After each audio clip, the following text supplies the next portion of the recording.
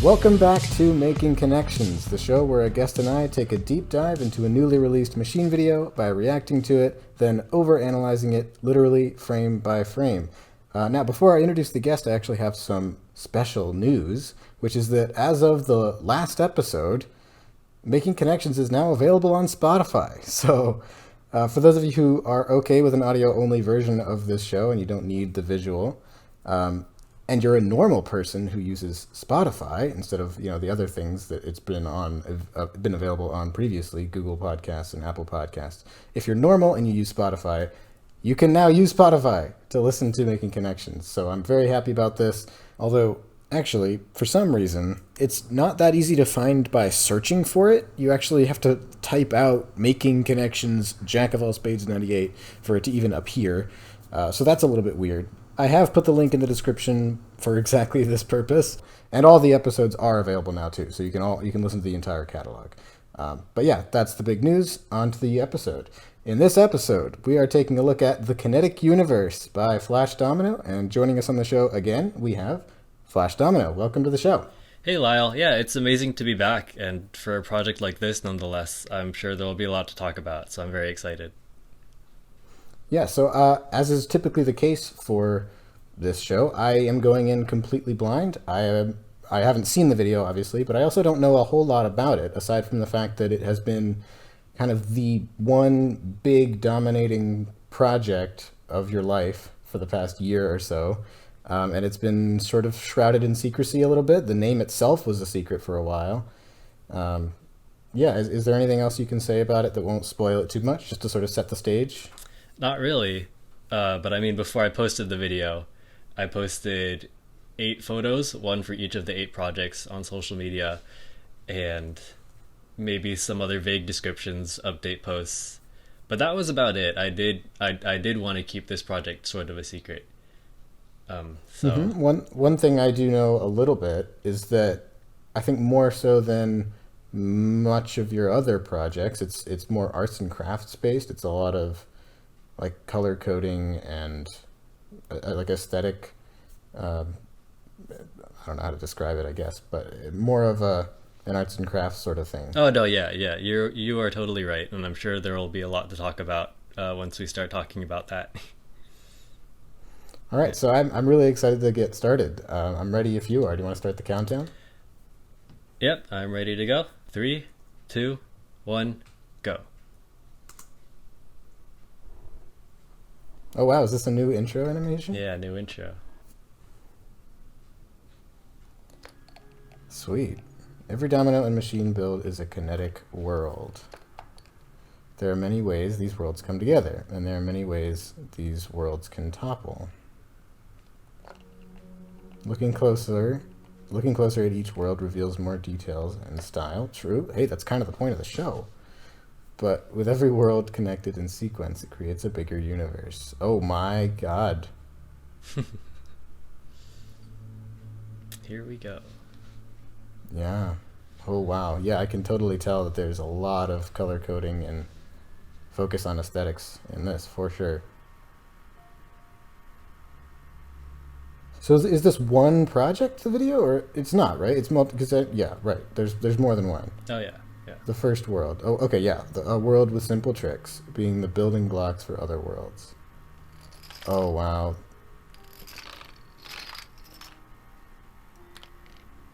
Okay, yep. Simple A to B track movement. A nice, looks like simple ball reusage, yeah, or ball multipath stuff. Yep, classic diverging rails. Classic path splitter.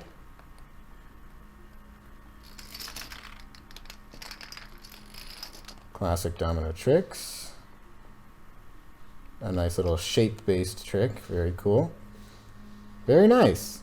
Probably the best way that those tricks have been done in a video I've ever seen. The most like cleanliness and aestheticness on point.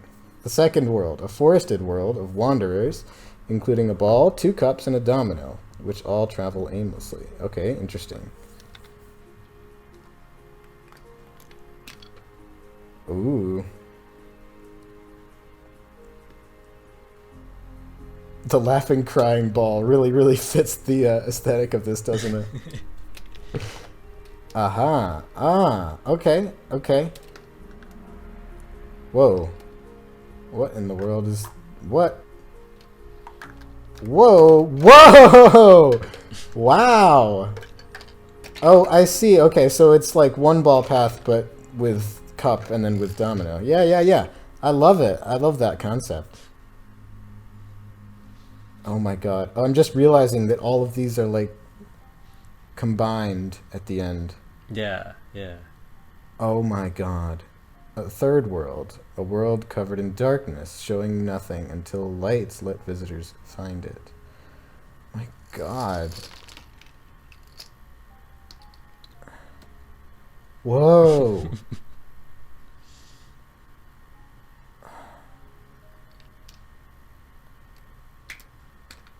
Okay. Oh my god.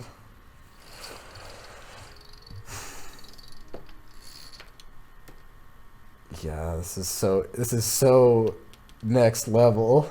This is like domino art in 2050. It feels like this is like so high quality from an artistic standpoint. Oh my god. So that's gonna open up and it's gonna like reveal all that stuff. Wow. Fourth world.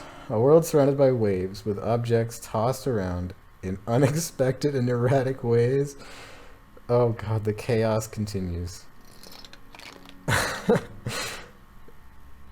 Use hot glue in your machines, they said. Oh! Oh! Oh! That's like fail factor level unexpectedness. Or, oh, it's unexpected screen link is what that reminds me of. Oh, wow. Yes! Oh god, what is this wall gonna do? Okay, nothing. It's a regular wall. Okay. That was unexpected!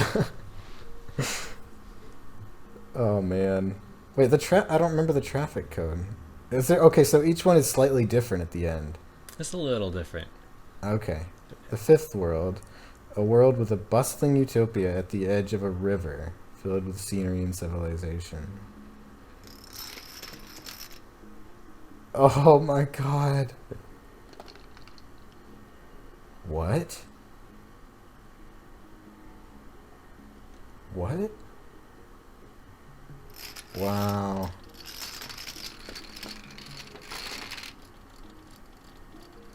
Oh, that's so nice. This is so smart. Like, all these ideas are so smart.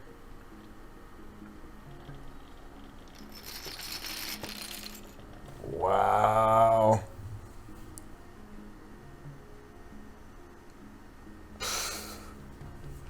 Alright, this is gotta be the finale. The sixth world. A world that combines all forms of kinetic art. The hybrid heart. Oh man, this is gonna be some next level stuff. What is this? Wow. Oh, that is awesome. Oh, dude, that's so clever too. I love that. What? Huh. I don't think I've ever seen slanted herringbones before. Yeah, neither have I, huh? Ah, so good. I can't believe this combines all... Oh, is there more? There's more? The seventh world. A world at the far edge of the universe with everything on it burning down.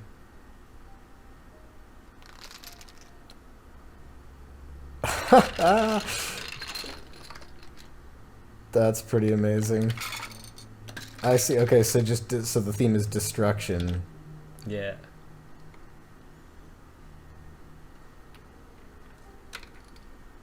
Oh my god. Yeah. Yes. Yes. Oh my god. Yes. How did you test that? That seems like such a nightmare. Closer or looking closer at each world can reveal more details and style. Gotcha. So then you look closer and you notice different things every time. With every world connected in sequence, it creates a bigger universe. And you notice different things every time because they are different. Hmm. All right, here we go. Starting simple.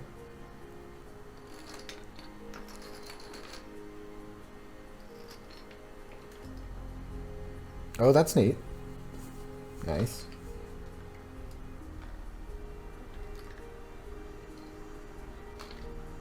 Oh. Yes.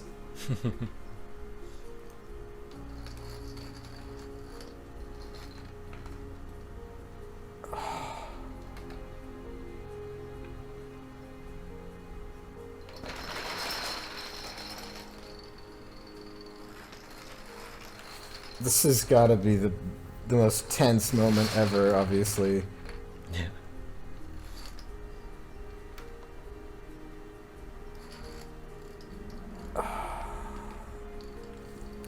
I'm on. I'm just in disbelief. This is so well made. This is incredible. Yeah, so the destruction. Hmm.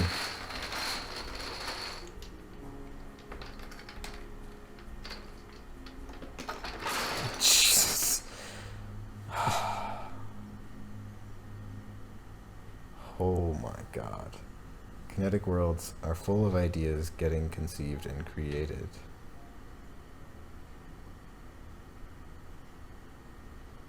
Eventually, those ideas must get completed and toppled.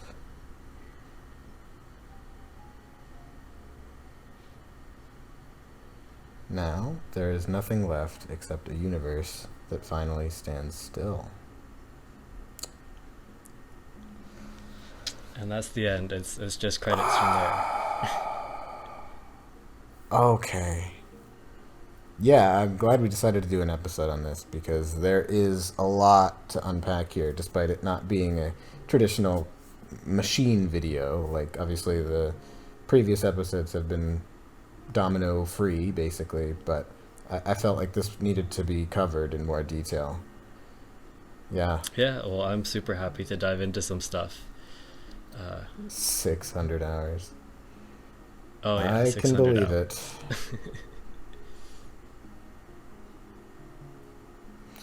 Wow.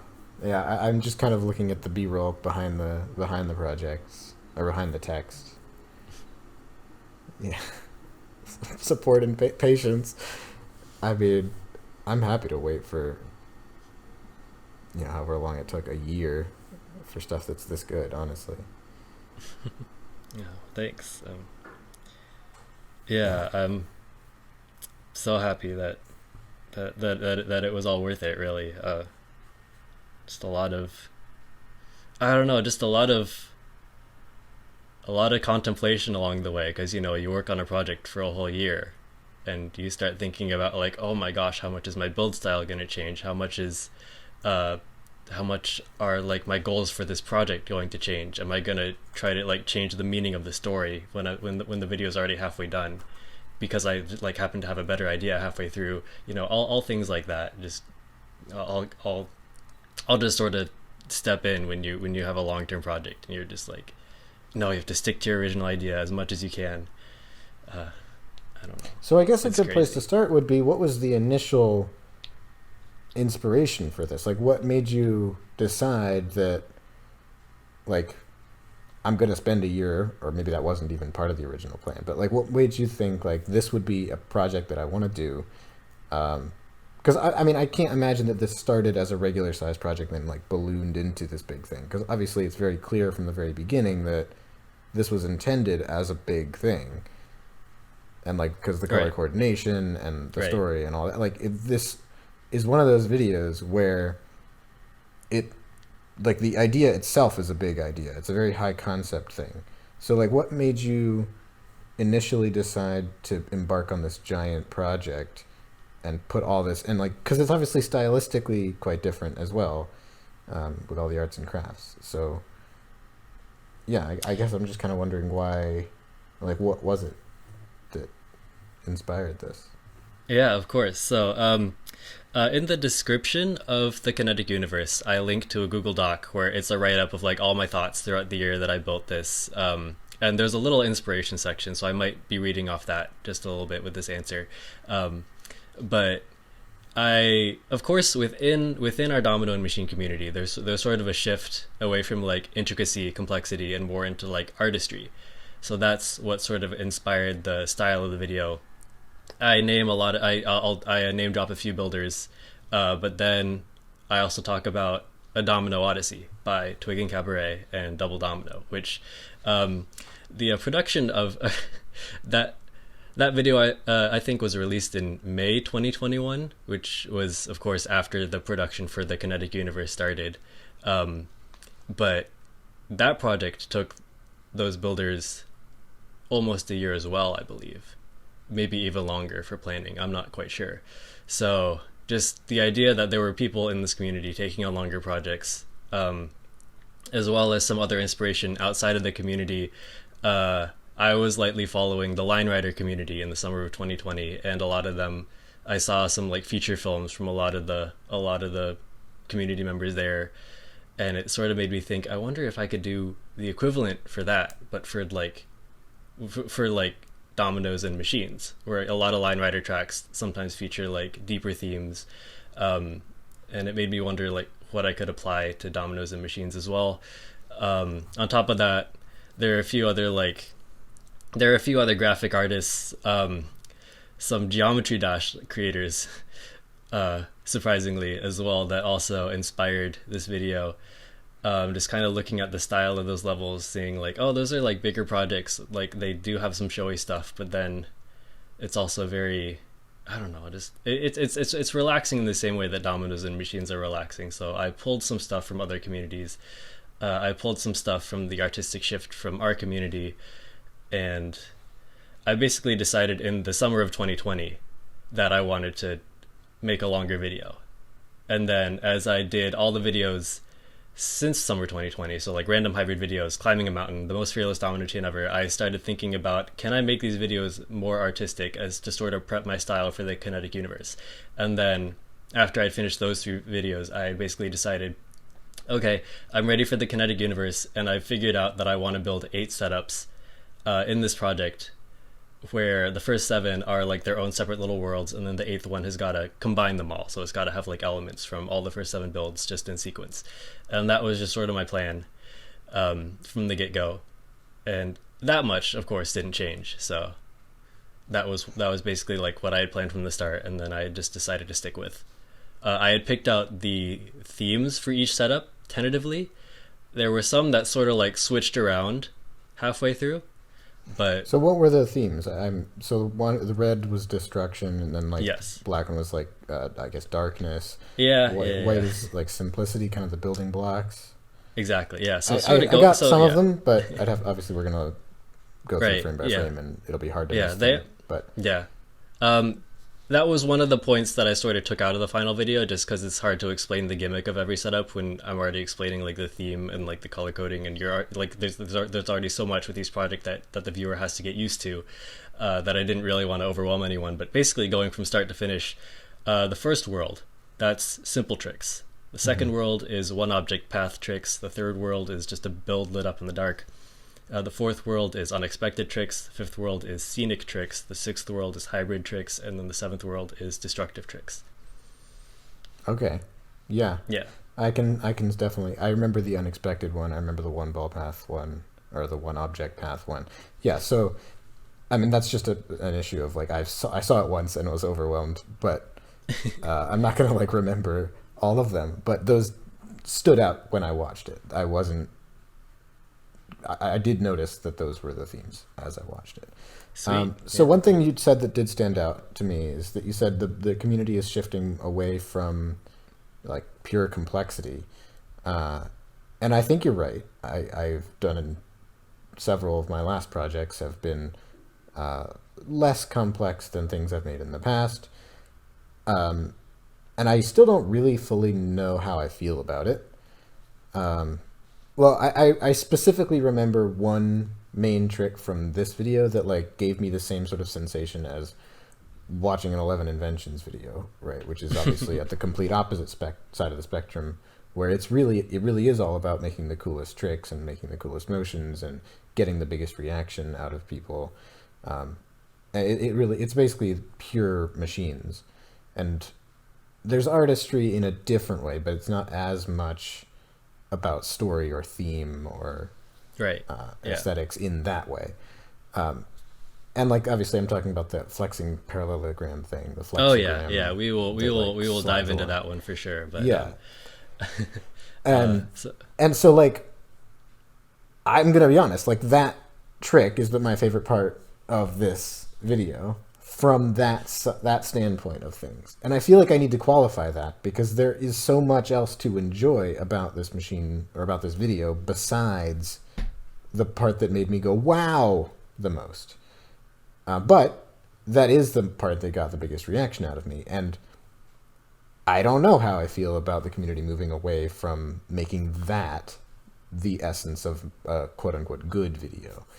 Because it used to kind of be whichever video made you go wow the most was like the one everyone liked and the one everyone talked about. And now yeah, it's definitely shifted more towards whichever is like the most well polished and thoughtful and well rounded. yeah, And has like elements of all kinds of things. So like not that complexity is off limits, but complexity balanced with aesthetic, balanced with, I guess in some cases, story. yeah. Well, I mean, I do believe that complexity, intricacy, even if it's not always the main focus of of our community's projects, it will always still be around. It's always going to stick around because you always want things to have wow factor. But just Yeah. as someone that built that way primarily for many many years, from like 2015 to maybe even 2019, that was my main goal. I definitely tried to pioneer a lot of like new techniques, new ideas. um, it it just kind of got very tiring to sort of like every single project put that expectation on yourself, uh, and then sometimes just fall short. It's tough, and then I'm starting to see a lot of younger builders dive more into like self-expression in their projects, artistry, and being able to just name those things as qualities of a good build, just on top of like technical understanding and complexity. So, Yeah. I mean, I think it's important that sometimes you just take a break from like going all out, putting those kinds of expectations on yourself, and then building something a little more fun and self-expressive, and finding just as much value in it. Because Yeah. yeah, I yeah. I think what you're saying makes a lot of sense to anybody listening, but to me, this is a mindset that I have a lot of trouble wrapping my head around because machine building to me has never been about self-expression. It's never been something that like, I'm an artiste, I express yeah, myself through my art. Like some people use music, some people paint pictures, I build machine, like it's never yeah, been like that yeah, for me. It's literally always just been like, oh, I bet when people watch this, they're going to be amazed. They're going to go, wow. And so having members of the community, yourself included, start to incorporate elements of self-expression and elements of theming and like, well, theming as in like having a motif throughout or like story themes. That stuff is so alien to me. It's such unfamiliar territory. And to be honest, I think like whenever I see someone take that shift, I often don't enjoy the project as much.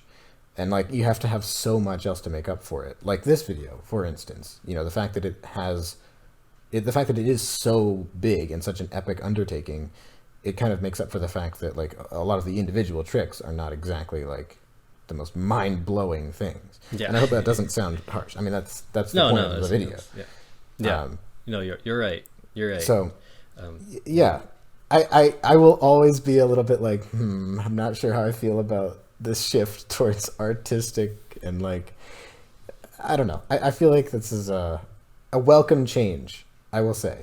It's just Yeah, not something that I will ever understand completely. yeah. Well, it'll be interesting because we got to live among builders that have both mindsets now. So yeah, Yeah. And I think what will be really interesting to see going forward is if and when and how much people can blend like self-expression and artistry with classic like mind-blowing complexity. yeah. Oh, that'll be exciting to see.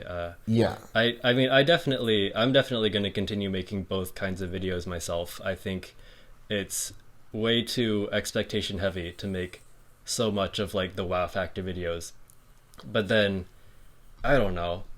Like even though that's like such a big part of my style, it might feel like I'm taking my foot off the gas too much if I go too much into artistry. So I'm definitely like, I might even try combining those two perspectives myself, and we'll Yeah. see what happens. But I know like definitely there were definitely a lot of like big ideas that I had, and I felt like it wasn't really right to put them in the Kinetic Universe because it wouldn't really fit. I wanted projects that would be able to flow from start to finish, even if like the ideas, even if like every single idea wasn't as mind blowing. I was just like, I'll save those ideas for random hybrid videos too, or whatever.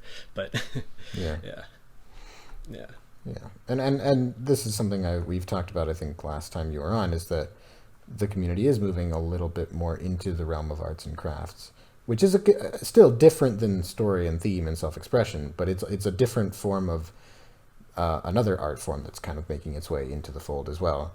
Not just pure machinery, not just pure artistic or artistry. It's also an element of getting your hands dirty, I guess, and making things out of cardboard and paper and yeah. making things look nice and making things color coded and so on. And we've seen a couple of projects that have had elements of like focal points of arts and crafts in them. Well, I mean, I think, like, honestly, Lyle, I think you could be on the forefront of it too. As much as maybe you might choose to deny it, I know that you also do a lot of like arts and crafts work for a lot of your machines. I True. know for like Dominoes versus Machines round 8, you were like, you were like covering up the parts of the gears just to make the concept of the trick a little more clear. True. It was Yeah. still like a trick with a lot of wow factor, but I could tell that you definitely had some arts and crafts in there. So that was definitely impressive for me. So, So I guess that's also an example of arts and crafts blended with the wow factor, as you called it. yeah. What I was Yeah. referring to is projects like Contraption King, the one ball path, where it was fields of grass and like Yeah. a ship and like the sky and like all the Oh, clouds and those are beautiful. Yeah. yeah, and that's the kind of thing that I was referring to. But I guess you're right. Any kind of arts and crafts that help improve the aesthetics of a project or enhance where the viewer is looking and understanding of the project, like that's all arts and crafts. But yeah, let's dive in. Yeah. I feel like this video, as in this show, this episode, is going to be a lot less frame by frame type stuff and a lot more broad concepts because, I mean, like we were saying, the ideas themselves aren't exactly like super duper intricate. It's more about Yeah. the point and the story and all that. I agree. I agree. Maybe we can do the in-depth analysis for like 2 tricks, Yeah. and then yeah. So let's start with the intro clip, I guess. I mean, this is sort of setting the stage with a simple story. Yeah. Yeah, the only things I really had to make sure with the intro clip was that the words, that the words didn't go by too quickly. So Right. of course I have the zigzag boards. I just have the field starters with the zigzag straws on them. Something that you'll see me do throughout the video is I've gotten used to using straws for a lot of my tracks. I'll get a bunch of plastic straws and then I'll just reuse them for all my machines now. So like, I don't know. I never throw them away anymore because they're a really good They're plastic, of course, so they're really friendly on like hot glue mounting tape. Yeah. But then they're also clear, so because it's a neutral color, I can use them for whatever project I want. Um, Oh, it's not like, I was actually yeah, gonna say the clear is like something one thing I didn't like because it's harder to see. yeah, Um, it is. But I mean, like at the same time, I guess I never really felt like people needed to be focused on tracks the whole time. The only exception is the hybrid project, because the color scheme for that one was orange and purple, so I was able to use Hot Wheels tracks for that one because orange blended right in. But right. for all for the green project, I can't use Hot Wheels tracks. So yeah, Yeah. Yeah, well, obviously I was reading aloud as these signs went by, so definitely you succeeded in making sure they were on screen that's long good. enough to read. That's good. I asked quite a few people whether they could read it before I officially released the video, because I was thinking about tampering the speed, but I'm glad I didn't have to. I was just like, if Yeah. it's fast enough, if it's good enough for me to read, is it going to be good enough for other people to read? I just sort of had a moment like that. Yeah. And obviously reading out loud takes longer than reading in your head anyway, and it was fine. Yeah, sweet. And then I use the color scheme that's in my logo as well for the dominoes. Ah, yes. Yeah. Yeah. So this finale setup, this was built when? Was this at the end, or it must have been at the end? Yeah, so the order that I built these projects was basically the order that they topple in the final video. Like that's the exact order that I built them. So this finale project was built last and toppled last, but Yeah. revealed first in the video. Yeah. And I built it, I started in February and then I finished it in April. Um, I basically gave myself the time that Domino Masters aired to like start and finish this project. Because I think Wow. when we learned about the dates that Domino Masters would air, I was 7 projects into this video, and then and then I realized like I can just build this project for 10 weeks, and then be ready to upload this video right like when the final Domino Masters episode has aired. That would Right. be like perfect timing. So I basically just gave myself 10 weeks. 10 weeks. And I didn't even need 10 weeks. I think I toppled it like I toppled it like episode 8 that week. So that was nice. I had 2 weeks to edit it. Well, this is obviously a, a huge project in scope and in like domino count physically. In So, scope, definitely. In domino count, 10,000 dominoes. Uh, it's definitely not well, a I guess big not number, domino but like count, but domino and machine trick, and like how yeah, much yeah, planning domino and like machine, yeah, yeah, like how many tricks and things were physically built. yeah. Oh yeah, all the. I guess intricacy. I know we already talked about like this video is a shift away from intricacy, but just the fact that we're like I was still packing in so much that it Well, it's looks like a definitely not a lot. step It down in feels like a lot, even though the compactness. numbers aren't that big. It's still got the classic flash domino compactness and density, Yeah, yeah, which I appreciate that. I think there's a solid thematic reason for it, beyond just like that is the style that you excel at. yeah. Well, yeah. Um, just a lot of like logistics. Uh, just a lot of like logistical reasons for the density of the video. And actually, if we get into the first project, you'll kind of notice that you can't really tell where it's built. There's a backdrop. I've covered the sides. You cannot see anything else outside like the realm of the build, and that was a big thing. I wanted the immersion to stick, and because I wanted the immersion to stick, um, I could only like build on the poster boards, because the color of the Mm. surface that I'm building on is the same color of each of the smaller projects that I built. So I basically only had like one poster board to work with, and I still had to fit in so much, And and by that's poster board, why. you're talking these white building platforms. Yes, yeah, Yeah, yeah. I'm talking about the gotcha. built platforms, and that's why everything just kind of had to be so dense. I knew I was gonna have to work myself into this like tight little box in order to like not lose the immersion of like filming outside of. I didn't want like any shot in this video to be like, oh, obviously it's a house, So Oh, I see. yeah, I okay, interesting. Yeah. because even as we get into like the green project, the blue project, those are just like 3 feet by 4 feet Elmer's trifold poster boards that I'm building on, which is a very scary surface to build on. But I decided I would do it for the immersion. That was an actual choice that I made. Mm. So yeah. So I guess do we want to talk about the final build surface now while we're on the topic? Because this is obviously the new flooring that you got. Oh yeah, yeah. So the final build surface is the exception in this video. That is my new build floor. Um, I mean I basically just decided it was time for a new build floor. The old one that I had was just getting kind of worn. I feel like white was a very clean color to build on, but it's kind of going out of style. And then especially because like the white build floor that I have now kind of looks more like a, I don't know, like a faded ivory.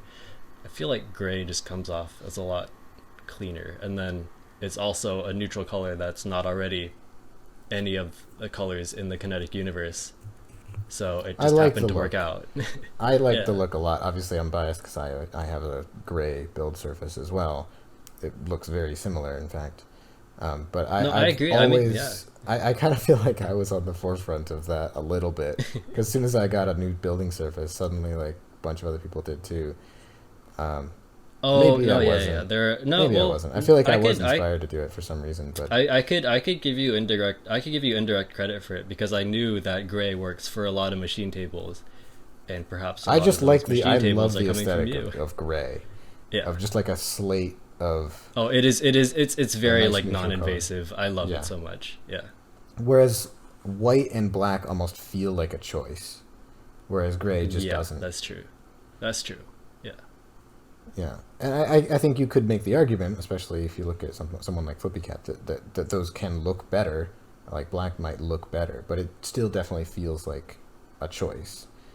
Uh, which I don't Yeah. know if that's a bad thing. I guess I'm just justifying the choice I've already made. But I like the gray. I love how it just kind of blends into the background.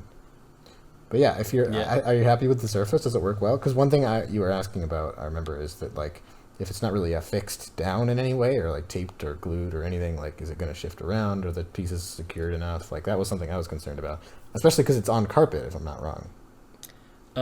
It's actually on top of my old build floor. Okay, okay. Because it's a portable build floor with 18-inch by 18-inch squares of interlocking tiles.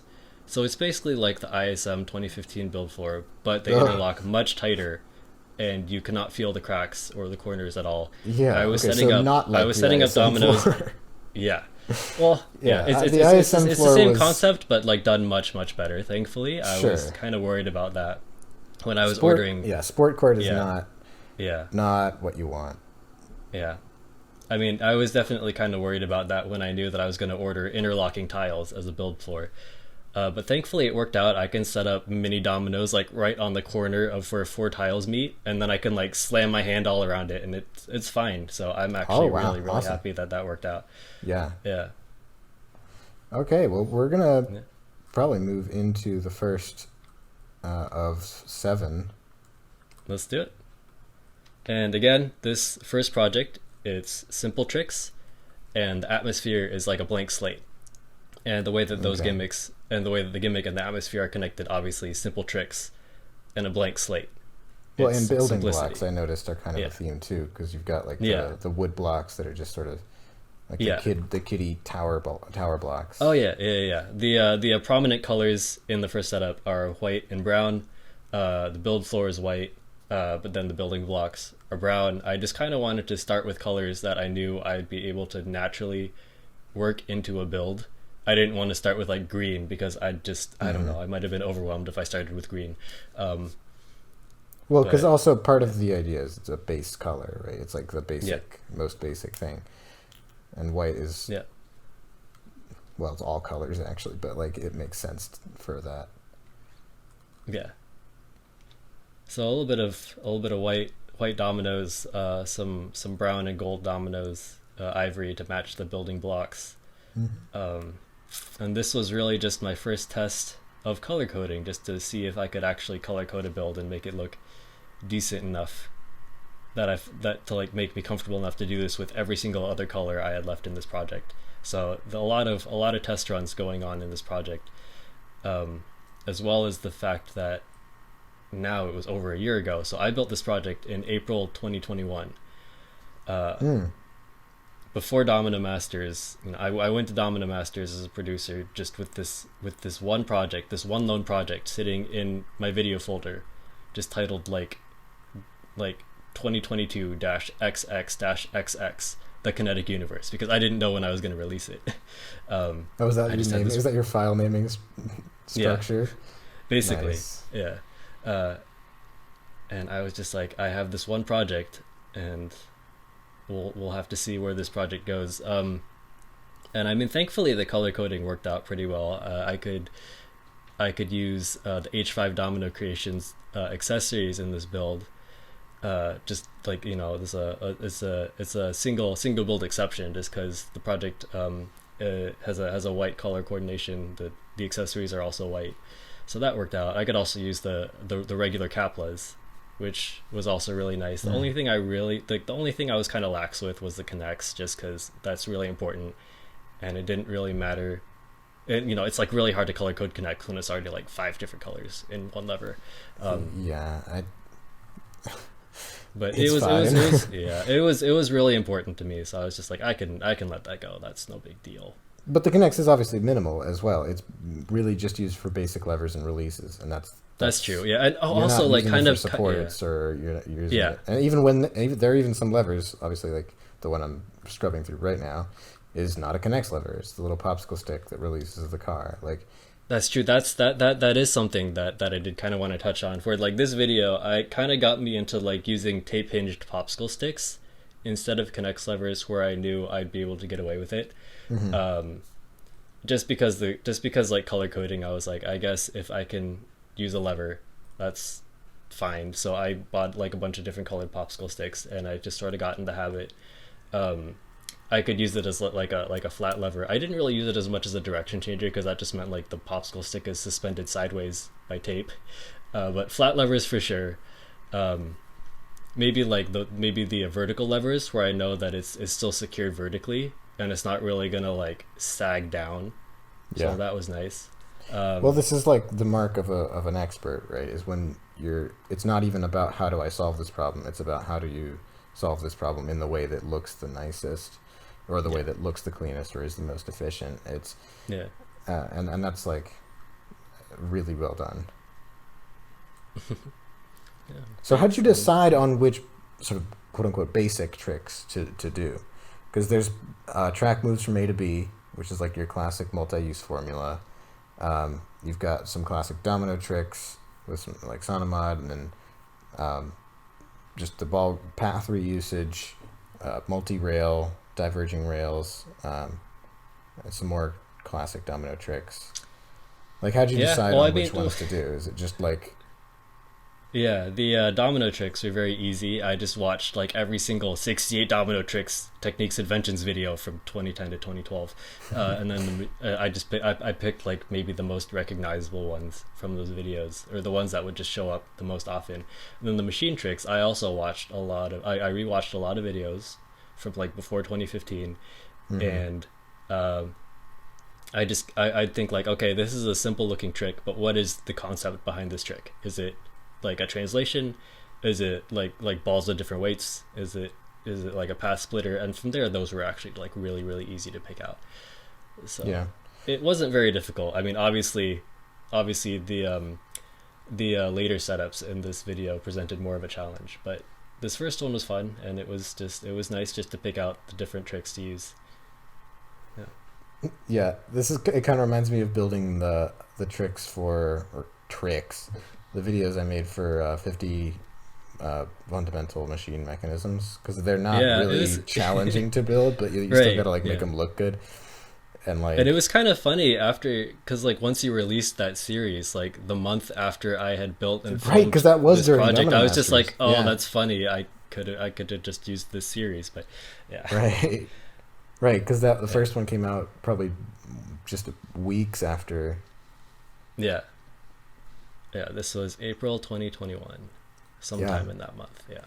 yeah. I was releasing those videos during Domino Masters, but they were all scheduled like ahead of time, so I literally didn't even have to touch a computer at all.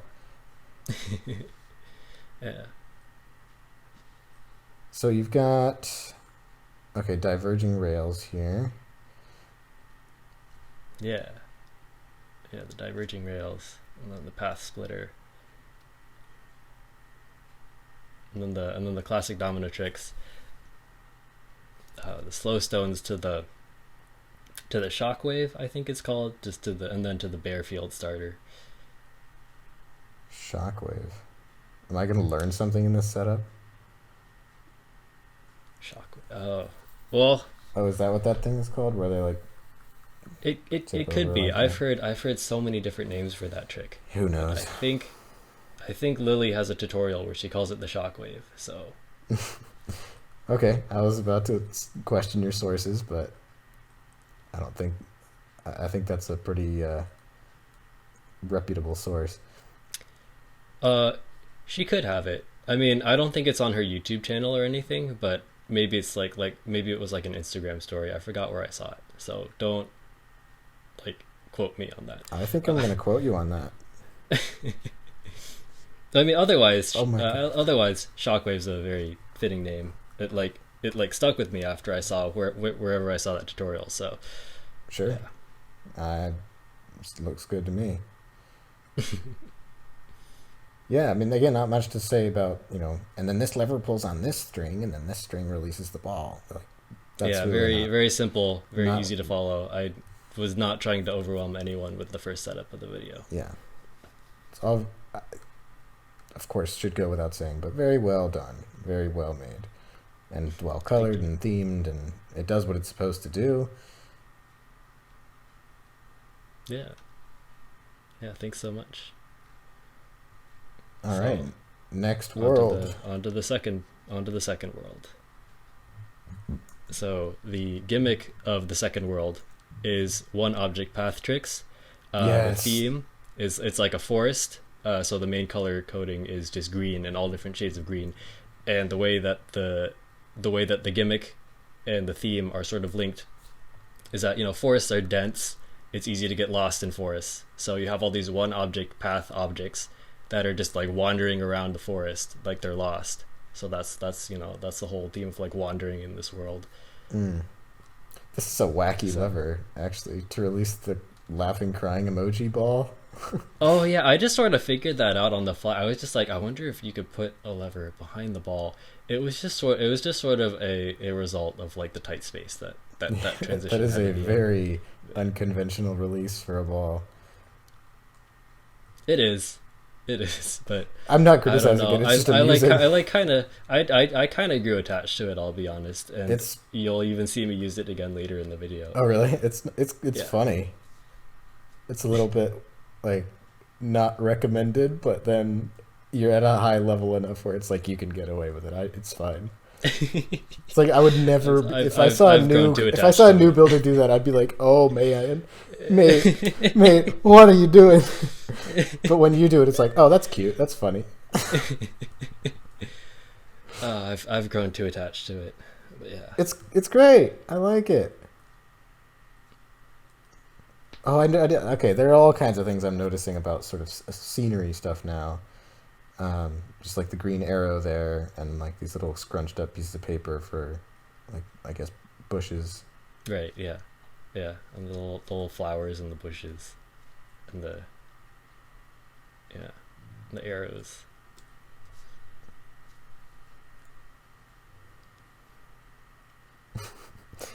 The laughing crying ball is very funny. It's just like a very serious artistic video, and then you've got this thing that's just very brash and very very I don't know, cringy, is that the right word? But like It's fun. I mean, yeah.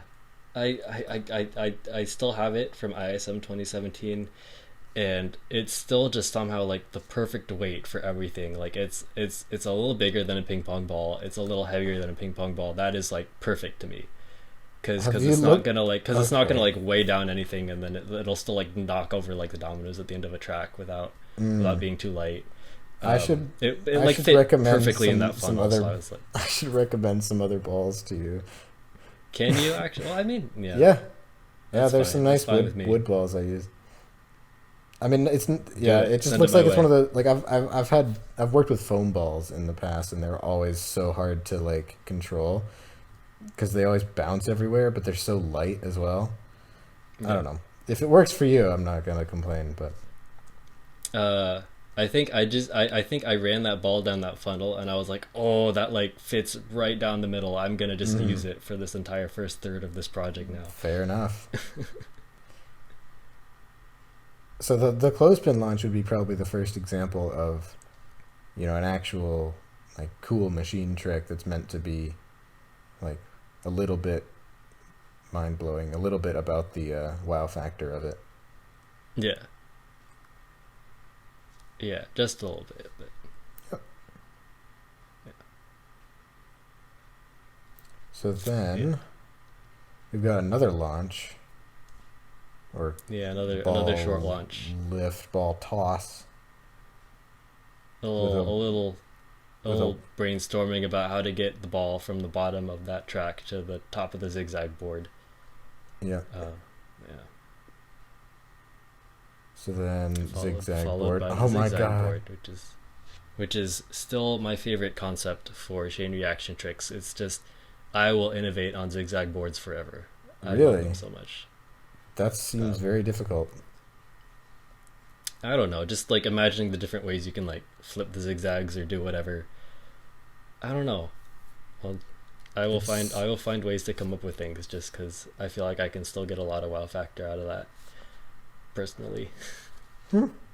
I feel like the zigzag board has been explored into the dirt, but I guess that is just my myopic view of things. What did you think of this trick? Um, I gotta watch it again. So it okay, they move out of the way and then a thing comes down straight down through the middle. Got Yeah. it. This is, I think, what I was talking about on Discord a couple weeks ago, where it's like originality is so hard to come by. I don't know if you saw this, where it's like there's so many tricks that technically haven't been done before, but still don't feel super original. And like I think Oh maybe yeah. I don't know if that was the point. If that wasn't the point, then I'm sorry. But this is how it feels for me, where it's like I don't know if I've seen exactly this, but it does kind of feel sort of familiar. I like it. I like it because Yeah, obviously that's true. a part of it Well, is yeah. is about the aesthetics of it too. It's about the color coding and the theming, and it's about the one ball path nature of it. Yeah, I'm just here, just being a hard fangirl of any zigzag boards. It's like gotten to the point where like I'll see a zigzag board trick from anyone else and I'll just be like, why didn't I think of that? I But don't know if that was the intention behind this to make this like the most original trick ever, but it definitely has an aura of familiarity to it. But it does. yeah, I can't think of anything that's exactly this. So there is. yeah, Yeah. yeah. I think This is what most yeah, tricks are actually. Is yeah. This was just me wanting to play around with a zigzag board. I feel like this video would not have enough personal flair to it if I didn't do it. there's at least one other zigzag board trick I remember. There could be. I mean, I know I use them as delays, but in Reactica 2020, I featured a zigzag board as like the trick that I wanted to build. So there was that. Yeah. Sometimes I do a lot with them, but basically, if you remember the pre-topple text for this project, it says like a ball, two cups, and a domino, all wandering aimlessly. So all three of those objects are in this project. The ball is the first third, the two cups are the middle third, and then the domino is the final third. And none of those three objects are green, just to sort of stand out from the rest of the color Right. coding and show that these are the one object paths. So the ball goes down the zigzag board, and then it goes into the two cups. And it's basically kind of like roughly two ideas per object, where the ball has the funnel and the zigzag board, and the two cups have like the sliding boards and then the launch, and then the domino has the other sliding board thing, and then like the ball on, and then like the ball on track delay. So it was like roughly 2 ideas, or like roughly 2 sections. It's not really like strict ideas for this project, but it was my way of sort of making sure each object had a similar amount of space in the final project, just to give them like 2 sections each. I did not realize how the cup trick, the first cup trick, worked when I first watched it. So I'm seeing now that there are 2 transparent like bridge things, and then it slides in the gap between them. I'm still unsure of how the release works exactly, but it looks like it's a lever that kind of it's a lever that just drops straight down. Yeah, it's a lever that drops straight down. There's a domino underneath it, and then you just pull the domino out, and then the lever drops down.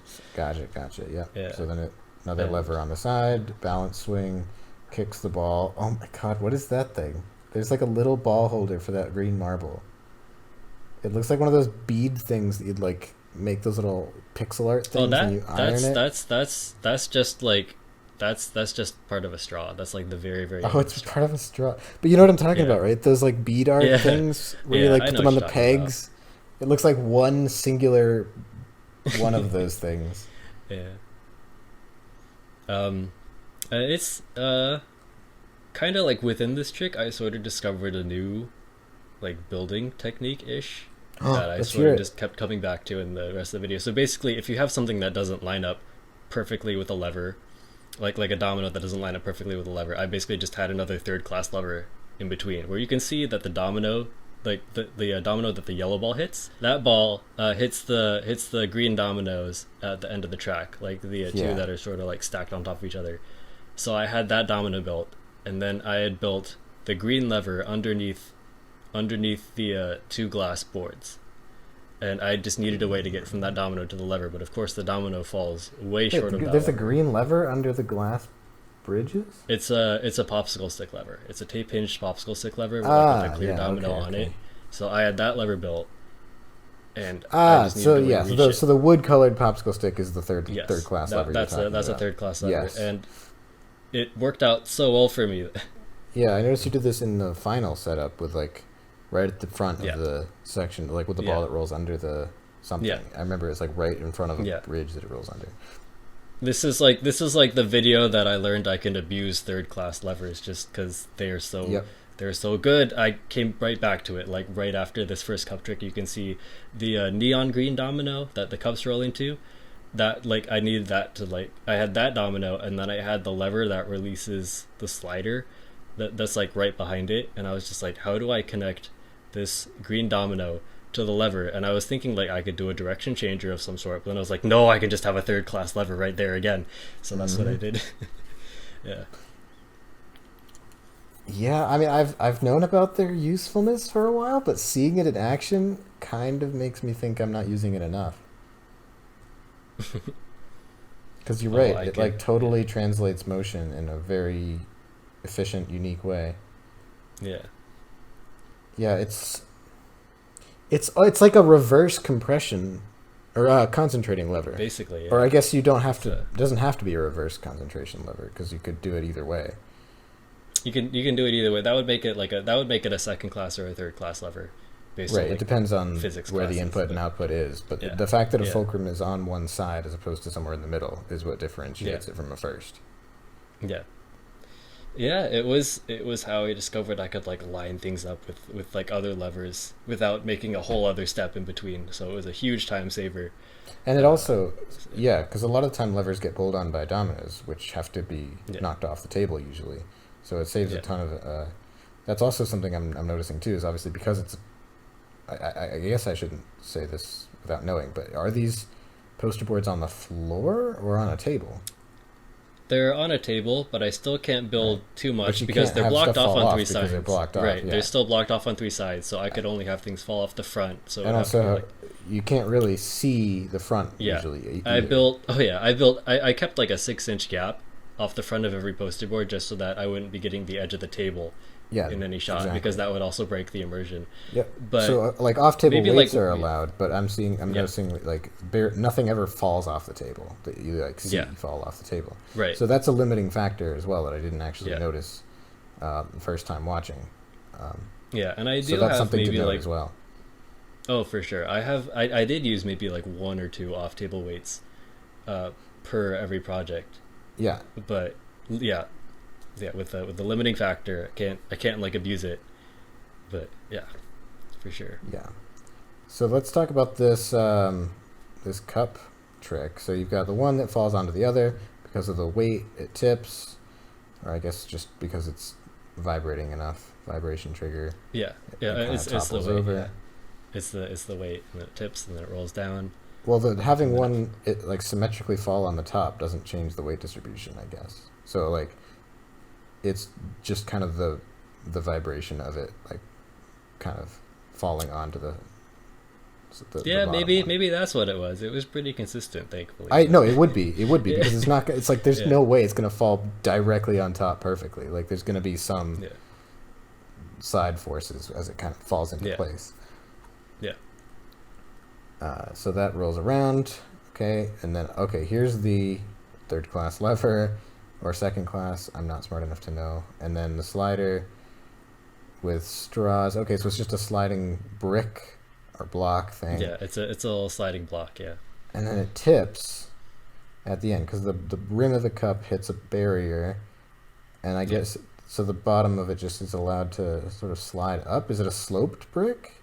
Or no, it's not. How does it? Uh, no, it's just one flat domino, and then as the cup goes along goes along the track, you know, the bottom lip of the cup just hits that domino, and then How does it not instead just of get getting stuck caught, there? because like I guess I don't know. I'm gonna struggle explaining this Because it scientifically. didn't. It was sort of it was sort of a natural motion that I discovered, thankfully. But because most of the mass of the cup is still like moving above that domino, I don't know. I guess it Maybe. just rotates it instead of just jamming it, which worked out really well for me, I think. So this was discovered. This is an entirely play feature. Just you discovered this because you did. Yeah, I mean, I was gonna just like I was gonna have maybe the cup roll and then get launched as it was flat, but I was like, I can get it to launch as it's upside down. That would be nice. Um, yeah, Yeah, that's cool. So there's like a. It's I like it because it's a bunch of motions kind of all at once. Because it slides, then tips, then gets kicked, and then launches, yeah, all in the yeah, span of a couple of seconds, and it's captivating. yeah. The first Even time I if like watched it, the I was like, idea, oh, oh, oh! It was really cool. yeah, even if the idea is just a launch, it's still like one of the smoothest sequences I think I've ever made, and I'm pretty proud of it. So It's so good, and the timing is nice and tight as well. yeah, it's just like one, two, three, like perfectly like all one after the other. Wow, Yeah, this transition into the big domino falling is so fascinating. It's like the opposite of a string slice. yeah, It's still a string slice, but it's like typically when you do this sort of thing where you connect the top of the domino to the table, you have something fall into the middle and like slice it. Whereas here it's yeah, something lifting up through the middle. mm, Very yeah. unconventional. I like it. Not sure if there was any other way I could have done it cleanly, just because you know you have the domino falling into it, and then like I didn't really know what else I could put there besides a lever that just lifts on the other side. So that just ended up Yeah, working no, out. And the it's launch itself, you don't need to uh, justify it. I'm just making it. It's yeah, cool. It's awesome that you like discovered the quickest and like this is something that's been true about your style for a long time. Is that your transitions are very efficient and very like there's always it's like always the shortest path between A and B and the quickest way of converting a downward force on one side to like again with your third class levers it's going to open up a whole new world of possibilities.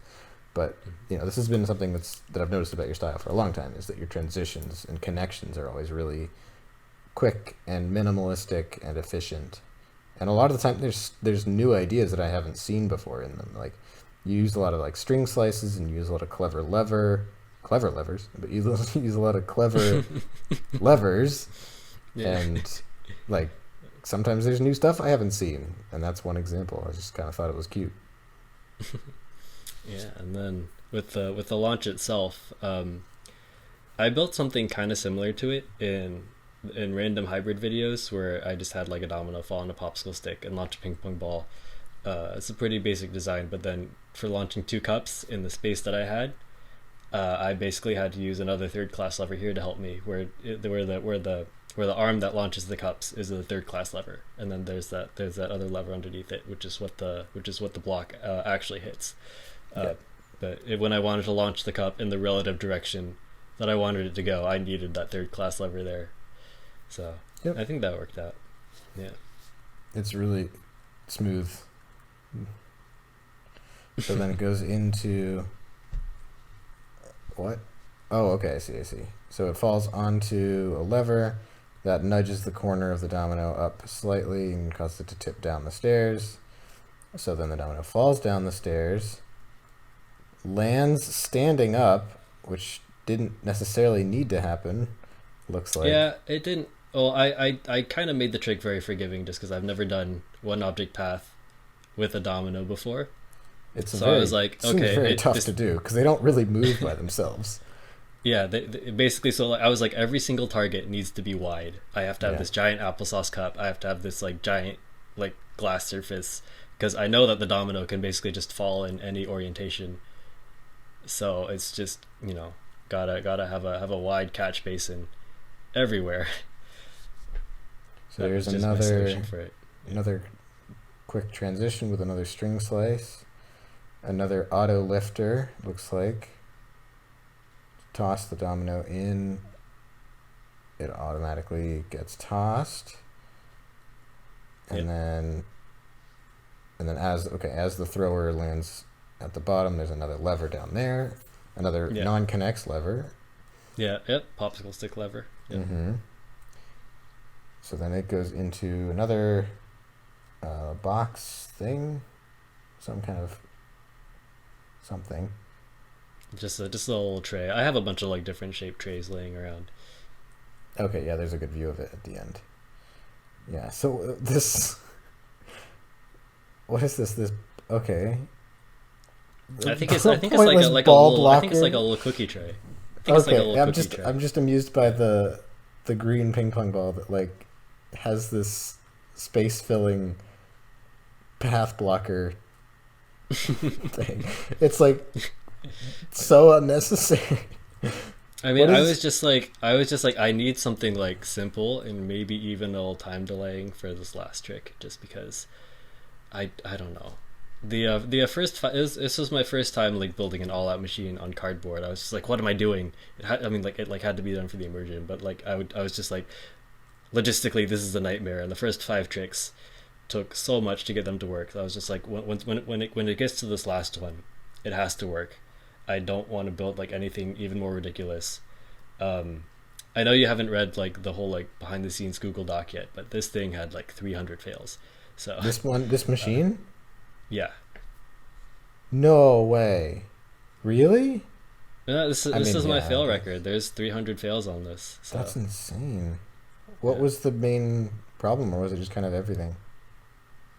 It was everything. There were just like things with like when the reliability of certain steps drop below 80%, then the reliability of the machine, the reliability of the machine just drops below like 1% or whatever. Yeah. So, yeah. Just a lot of like powering through with it. So by the final take, I would never have guessed. That's good. That's I think you and I both agree. That's the whole point of why we do this. Yeah. So, yeah, and like there's obviously a beauty in things that are actually reliable, but the real beauty is in things that look reliable when they do work, regardless of how reliable they actually are. And like and I mean, like, thankfully this one project had way more fails than the other 7 projects combined, so I did not have to live through any of this again. No other project. I think the one with the second most was the Hybrid Tricks project. That one had like 80. And then, other than that, like, I don't think any projects went over like 20. So, yeah, that's good. Just this one outlier apparently. Yeah, I would never have guessed. Everything looks really smooth, and everything looks really reliable. There's nothing that sort of goes, oh, I bet that failed a lot. Yeah, that's good. Yeah. All right, on to the next world. On to the third project, yes. So we're going to the third world. The gimmick of this project is a build lit up in the dark. the atmosphere of this project is like the night. Those two are like naturally pretty similar, so I feel like I don't need to like explain how they're connected. Thankfully, that worked out. Yeah. Yeah. Yeah. So the challenge here, obviously, is making every trick sort of readable in the dark. Yeah. And telegraphing what the motions are and where the viewer should look without a lot of light. Yeah, that was kind of scary for me. So I did sort of break the color code here because I knew that I'd already be filming in the dark. So a lot of the dominoes, a lot of the materials are still lighter colors themselves. Just because I knew I could get away with that because I was already like filming in the dark, and that's already like all the color coding that I need. Yeah, I truthfully could not tell you what color these dominoes are. They just look white. Nice. I mean, Yeah. they might be white. I don't know. Or They're- what color the car is, for instance. Yeah. That's kind of Yeah. This is Yeah. definitely an outlier visually. Yeah, I mean, I couldn't break color coding for this project section in the finale, but at least for the project itself, I feel like I felt a little better about it. And then, obviously, when it first starts, like the only section that's lit up is the first section. So when I posted my teaser photo of this project, the only thing you can see is the first section. You don't really know that there is like a whole other project that's like out there in the darkness. Right behind it. That was like the main thing I wanted to keep a secret. I sort of teased that like, oh, you can see this ball going through a gate, so maybe there might be something behind there, but I still kept that a secret. The only thing like so the only thing that I really filmed with the lights on were the B-roll shots because I knew that maybe I would like use them for the credits, and by then it wouldn't really matter. So Yeah. yeah. Here's that weird lever again. Yeah. Oh, you see. Yeah. So I used beside that. this I used time- it for. I used it for a lot of the. I used it for a lot of the billiard balls that sort of go through the gates between the sections. So those are tiny billiard balls because Yeah. I needed quite a lot of force, and then there's a really concentrated lever with a little bit of a popsicle stick taped to the end of it just to really like concentrate the force on the switch for these string lights. So it's a Yeah. really, really small switch. So yeah. But it's really nice because the box for these string like the little box for the string lights, the one that you like pull the tab out to get it to work, that's the same thickness as like an orange connector. So I just slipped it like right in between two like connects rods on a base, and it was perfect. Nice. My work is done. It worked out, so that was nice. So this must have been filmed at night. I don't know how you would get the background to look so like, because I genuinely cannot see where the wall ends and where it's just empty space. Yeah. 'Cause, Oh like, yeah. I once filmed it at night. Because once the next room is illuminated, you can see that the wall separating the rooms is only so high. But before those lights turn on, it just looks like the wall goes up out of frame. And like I did not notice that was. I had no idea there was stuff beyond that. So it's. Yeah. Well, I still filmed it like in the same environment that I filmed all the other ones. So like it's like blocked off on three sides by a poster board. Actually. But in the other ones, the poster board extends higher, right? It must. It extends the same amount just because I used the exact same poster board for every single project. Oh, but okay, so do it's you only remember- half the depth. Yeah, you remember Got Reactica it. 2019? Reactica 2019, the tables that you built on that were like 2 feet by 6 feet. So basically, I'm reusing those boards that are still clean, like the ones that we didn't use in Reactica 2019. So like in like every single project, they all extend about 2 feet above the surface, but that's just enough for me to like not catch the top of it in any shot, just because Yeah. it's all pretty dense, and I'm pointing the camera down. And due to the nature of the reliability of a lot of these projects, I did end up filming a lot of them at night. But then this project, I just didn't like. I turned off all my lighting equipment. I was just like, this one is the project by itself. Yeah. Yeah. So the walls surrounding the entire project are the ones you're talking about, the 2 foot tall ones. But the walls that are separating the projects individually are just like 6 inches tall. Oh, yep. Sorry, I see what you mean now. Yes, the walls. Yeah. So like the walls inside separating project, the individual projects. Before the lights turned on in the next room, I couldn't tell that there was going to be anything more. It's not like I could see over into the next room. So I was just making the comment that like, it's crazy that you can get it to be that dark. So it must have been filmed at night. Yeah. I thought there would be a lot more to work out logistically, but after the whole like 300 fails project, this one went really, really smoothly. And I was just like, if I make these walls within the project high, just high enough to like deflect the light, then maybe I can get away with everything. And then I did. So that was cool. Yeah. Wait, so what is? Oh, there's a weird trick that I did not notice, where it's like a lever that falls over onto a moving cart, and then the lever itself gets kind of ripped off the base and just moves along. Yeah, that's a magnet plate. That's a little magnetic plate that I have. I It's like figured a it must flat have been a magnetic magnet, plate. yeah. So yeah, But that's not a trick I noticed originally. Oh, and you got a compression lever there too to release it. Nice. yeah, yeah. Nice. Okay. So then, okay, it's hard to tell what happens in the dark, but like on rewatch, yeah. Another funky lever there. Get used to those, Lyle.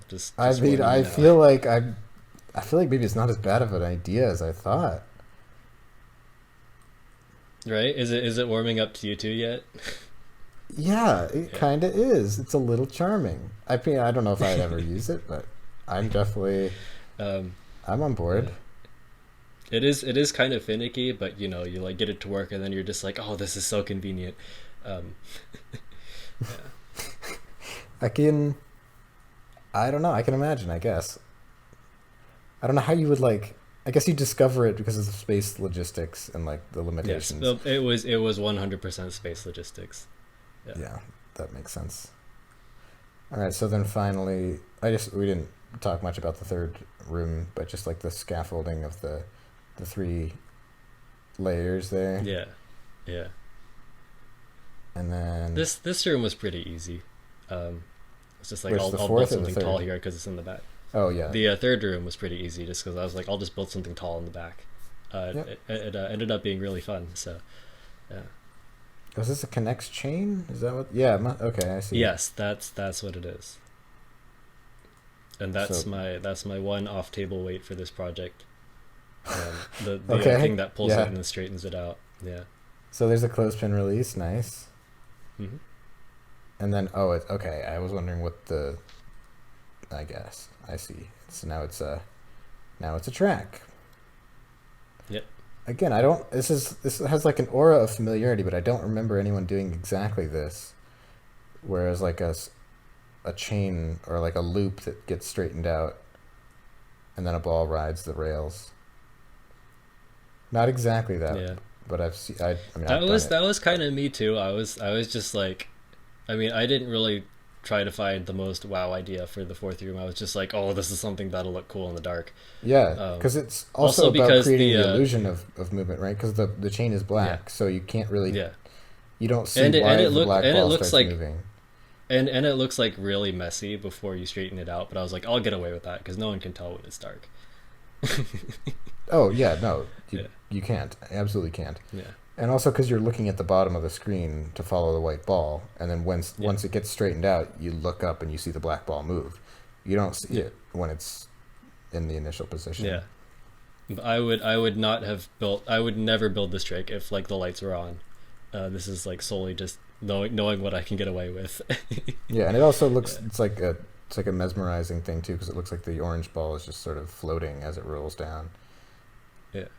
Yeah, so that was something I really appreciated about this room, or this all of the rooms, but the fourth world or the third, I guess, right? Fourth room and third world. Yeah, yeah, Right. As I liked the idea of doing things that specifically look cool in the dark, and creating different illusions of not knowing that there's another room, and then making things look like they're floating or making things look like they're teleporting just because you can't see specific details. yeah. Yeah, so what is this fourth one? It looks like so there are a bunch of bridges, and then Hmm. so the dominoes go under the bridge, and there's Yeah, string pulls to make them sort of teleport. Yeah, again, like the cool, yeah, like the motions that look impossible when you can't see all the details. Yeah. Oh yeah, for sure. String pulls. Dominoes go over the bridges, and Yeah, then those are mini dominoes. So you can yes, imagine me just like sweating as like I have this line of mini dominoes running over bridges. Is like the very last thing that runs. yeah, Um, yeah.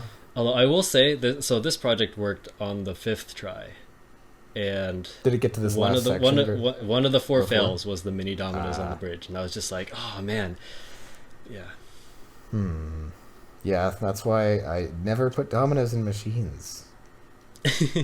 But such a thing is not possible if you're a hybrid builder. yeah, yeah, exactly. So I guess we should mention as well, this is sort of a new concept that I haven't really seen before, where it is a screen link for all intents and purposes, but it's interrupted by like several seconds of B-roll. So it's like ball rolls out of frame into a void for a couple seconds and then reappears when more machines happen. Yeah, basically, yeah. Which it took me a while to actually catch on. It's a very loose screen link. Just Yeah, because I wanted every it took me a setup to while have to an in catch and out on transition, but yeah, it took me a while to catch on yeah, that they were actually connected in a way that was like logistically the way that screen links are connected. It's connected in because of yeah. the same object that enters and exits. Well, So it's mainly just yeah, it's mainly connected in that way because it's supposed to represent the final project where it is all connected as one. right. But then the first seven projects are just this very loose screen link. I wanted an in and out transition, but I knew that like if a white ball exits the first clip, I can't have the white ball rolling into the second clip where everything's green. So I just used a green ball instead. It was like it's like very loose transitions in that way. Yeah, just have a white ball Yeah. roll out, green ball rolls in. Yeah. All right, so this theme is about unexpected. We've got some unexpected screen link going on. Yeah, so gimmick is unexpected tricks. The theme is like water waves. The way the theme and the gimmick are connected is that it's like turbulence. It's like the water. It's like tossing the objects around in like unexpected ways, and that's what gets you the unexpected tricks. So how did you come up with this hot glue thing? Is this just how does this fit the theme? Um, so originally it was just gonna be everything is unexpected. You think one thing is gonna happen, and then another thing happens. But then I decided the whole like unexpected erratic tricks. I wanted to throw in some like erratic chaotic stuff. So I was just like use the glue gun in the setup. Your glue gun is blue, or at least that's my old glue gun anyways. I wanted some things that like you can tell that it was like kind of chaotic, but then you like things that kind of looked out of place towards the end of the setup, like right before the wave wall. I have a domino chaos pattern where the dominoes aren't actually like arranged in like any logical way.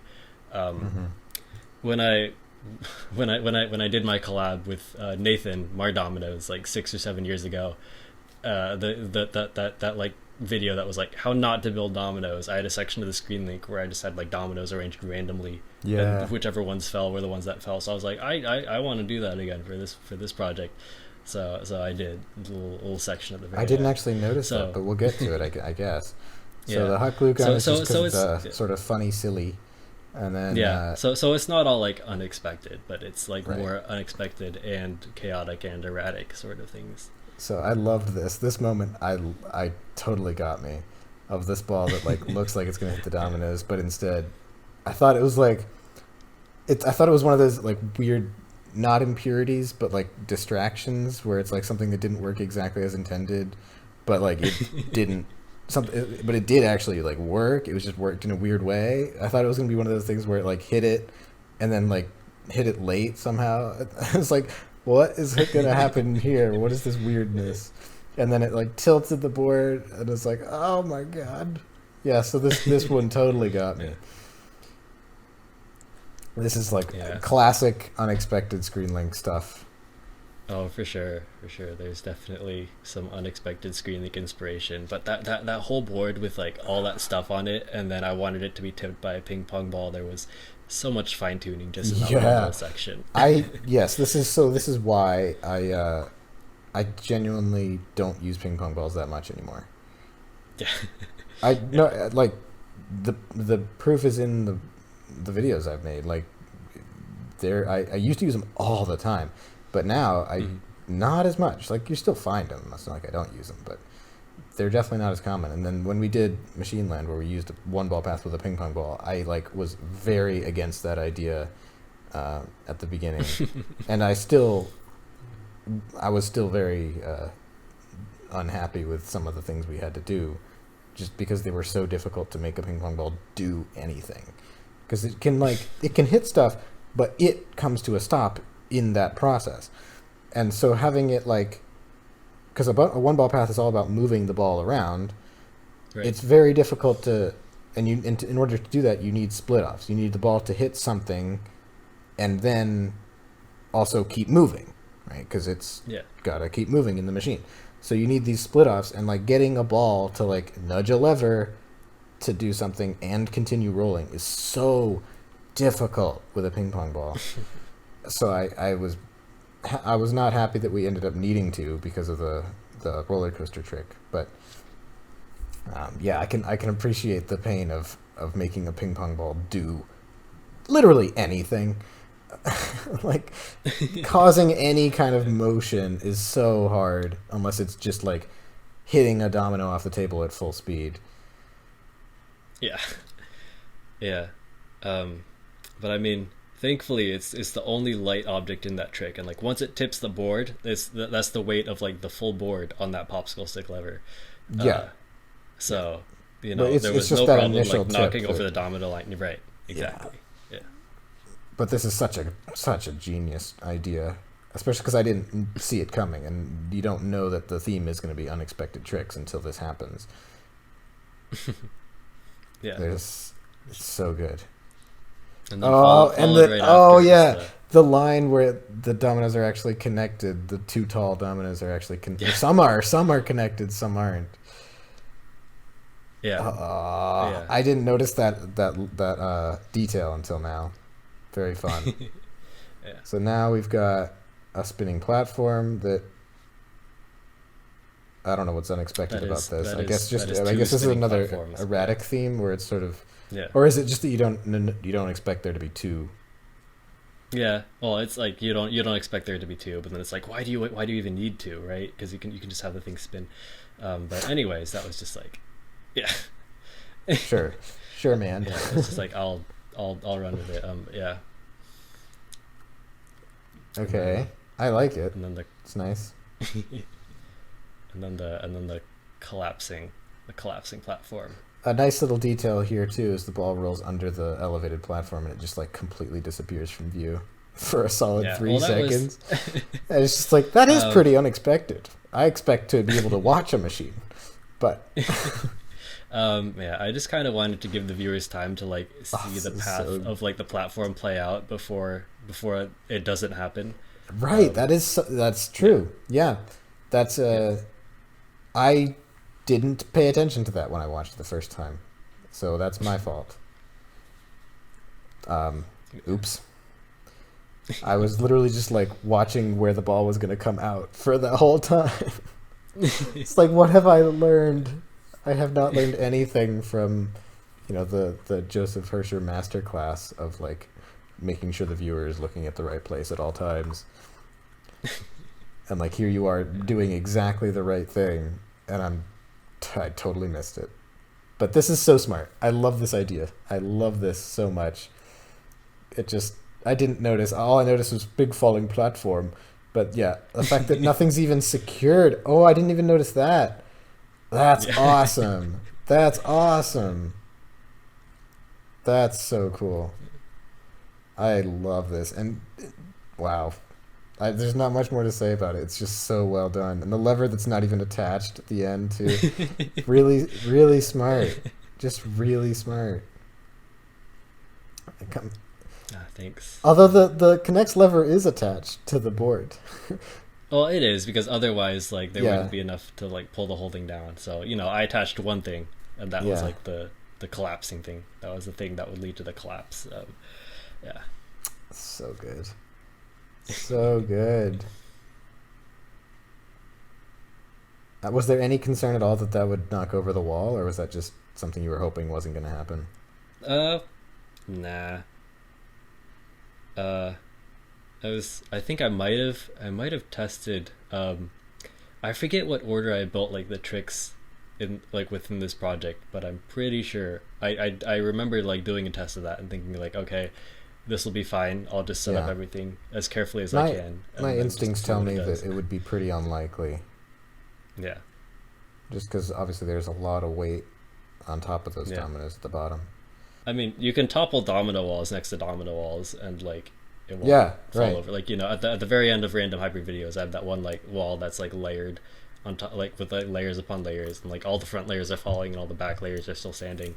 Well, that's So also, classic structure chain stuff too. Is just that yeah, they all fall separately of yeah, each other, even though they're yeah. really close. So the blue ball rolls down, takes a right turn, and then takes an unexpected left turn. into the chaos pattern. So Oh, I see. It's a well, small, it's a kind it's small kind of a one. chaos pattern, but I was just like, okay, I don't. I want it to have enough logic that like it'll still connect and work. Yeah, So yeah. yeah. Crucially, there is still one that does not fall. Oh man. No, that's important Yeah, though, right? Like that's the point. yeah, yeah, yeah. Of course. Although it does Uh, fall. No, it does not. It almost falls when the wall goes. when the wall yeah. There's one that like almost kind of reaches over. I kept thinking this wall was going to do something weird because you've always done weird structure stuff where unexpected parts are glued or something. Yeah. So it ended up just sort of being a precursor to the finale. Gotcha. Which again, yeah, I said it in the reaction. Like I expected that to do something weird and it didn't. So you got me again. Yeah. Yeah, I was essentially building the same vault twice, and I was just like, I have an idea for it to do like one weird thing, but then the other one will just sort of be like anti unexpected. Anti unexpected. Yeah, Yeah. that's what it was for sure. Yeah. So we got blue ball rolling out of screen, and then the next world number Fifth. 5. So this is another project where the scene and the gimmick are just sort of naturally connected, or actually in this case they're basically the same thing because it's like scenic How do tricks. you quantify what a scenic trick is? Uh, well, for this one, the atmosphere is like it's a city, and so I guess Oh, it's a that's like one of city. the easiest. It's supposed to be a city. There's like a forest and then there's water, and then this I one love how is you a said city, it's a and that's one city, of and the. then I reacted like that, and you said it's supposed to be a city. Uh, but it's like one of the easiest things for like scenic tricks because then you can have like buildings and things like that.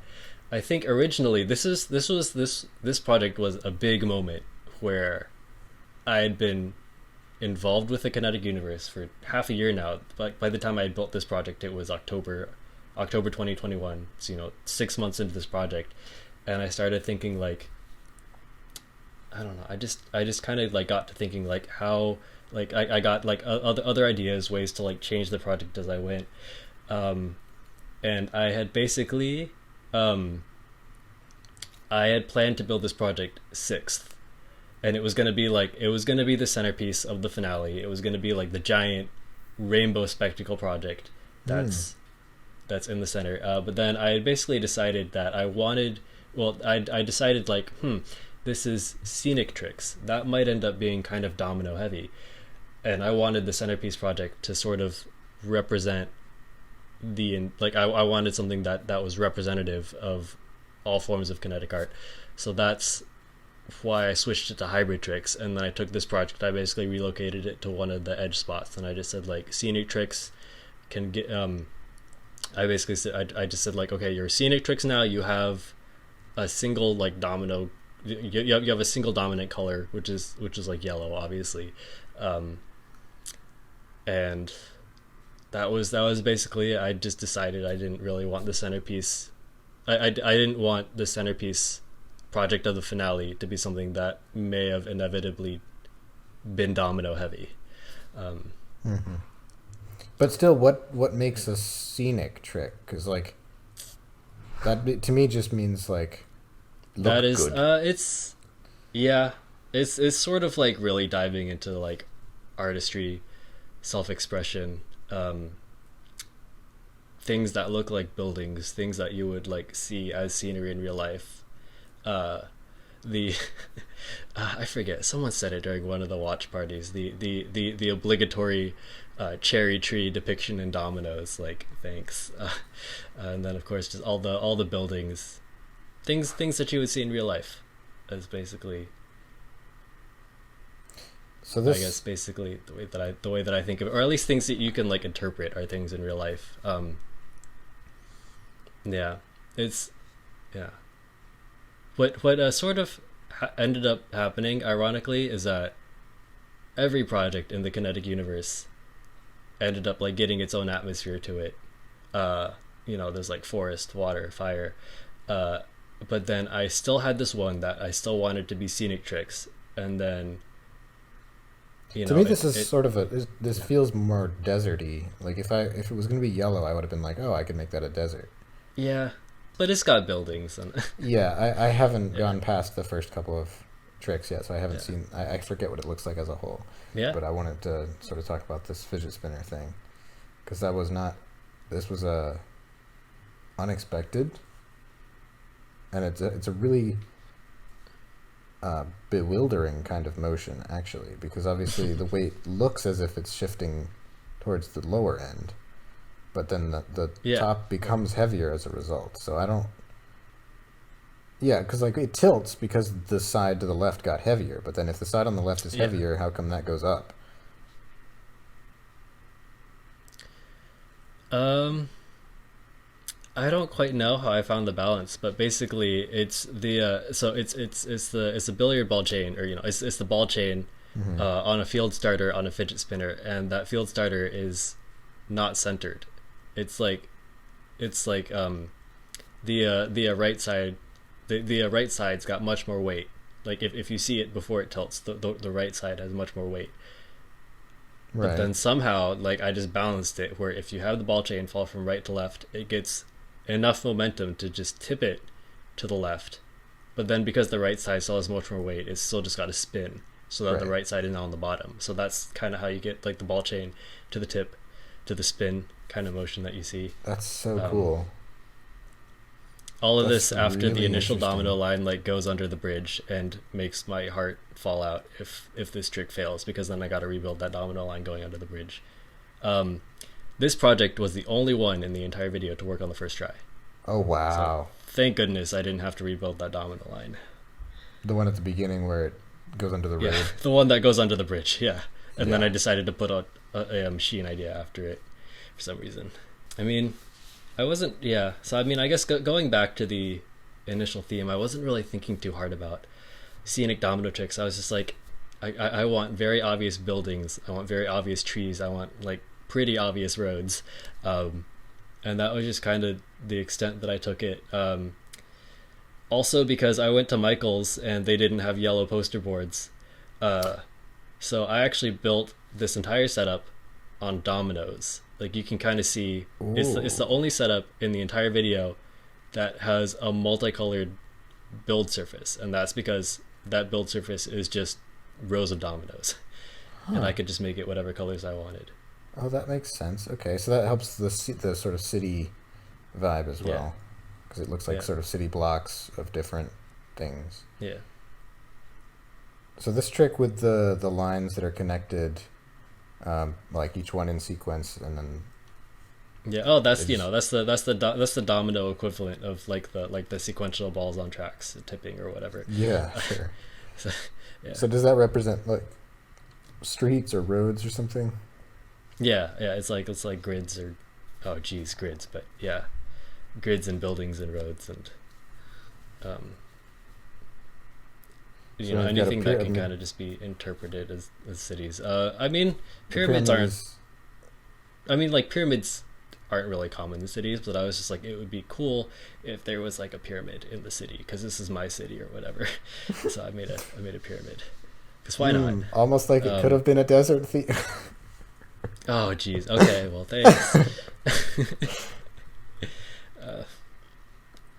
Has anyone done this? I don't know if I've seen this sort of idea of like tracks going through a pyramid or a structure, but at different elevations. I think I've seen domino lines, like pivot track domino lines, supported inside a structure, and we've seen it go through like the base levels. I think, but I don't know if I've seen this Maybe. sort I of don't thing. know. Well, I Again, mean, aura just of kind of a familiarity, but little, definitely a lot of stuff yeah.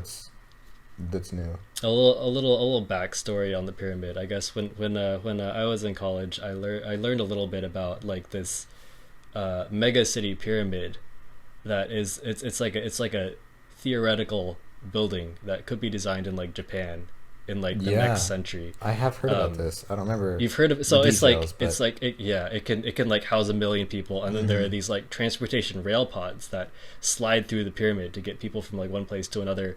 I mean, I don't know if it's ever actually going to be built, but I was just like, I don't know. I just remember like being a freshman in school and being like kind of intrigued by it. Like, oh, yep.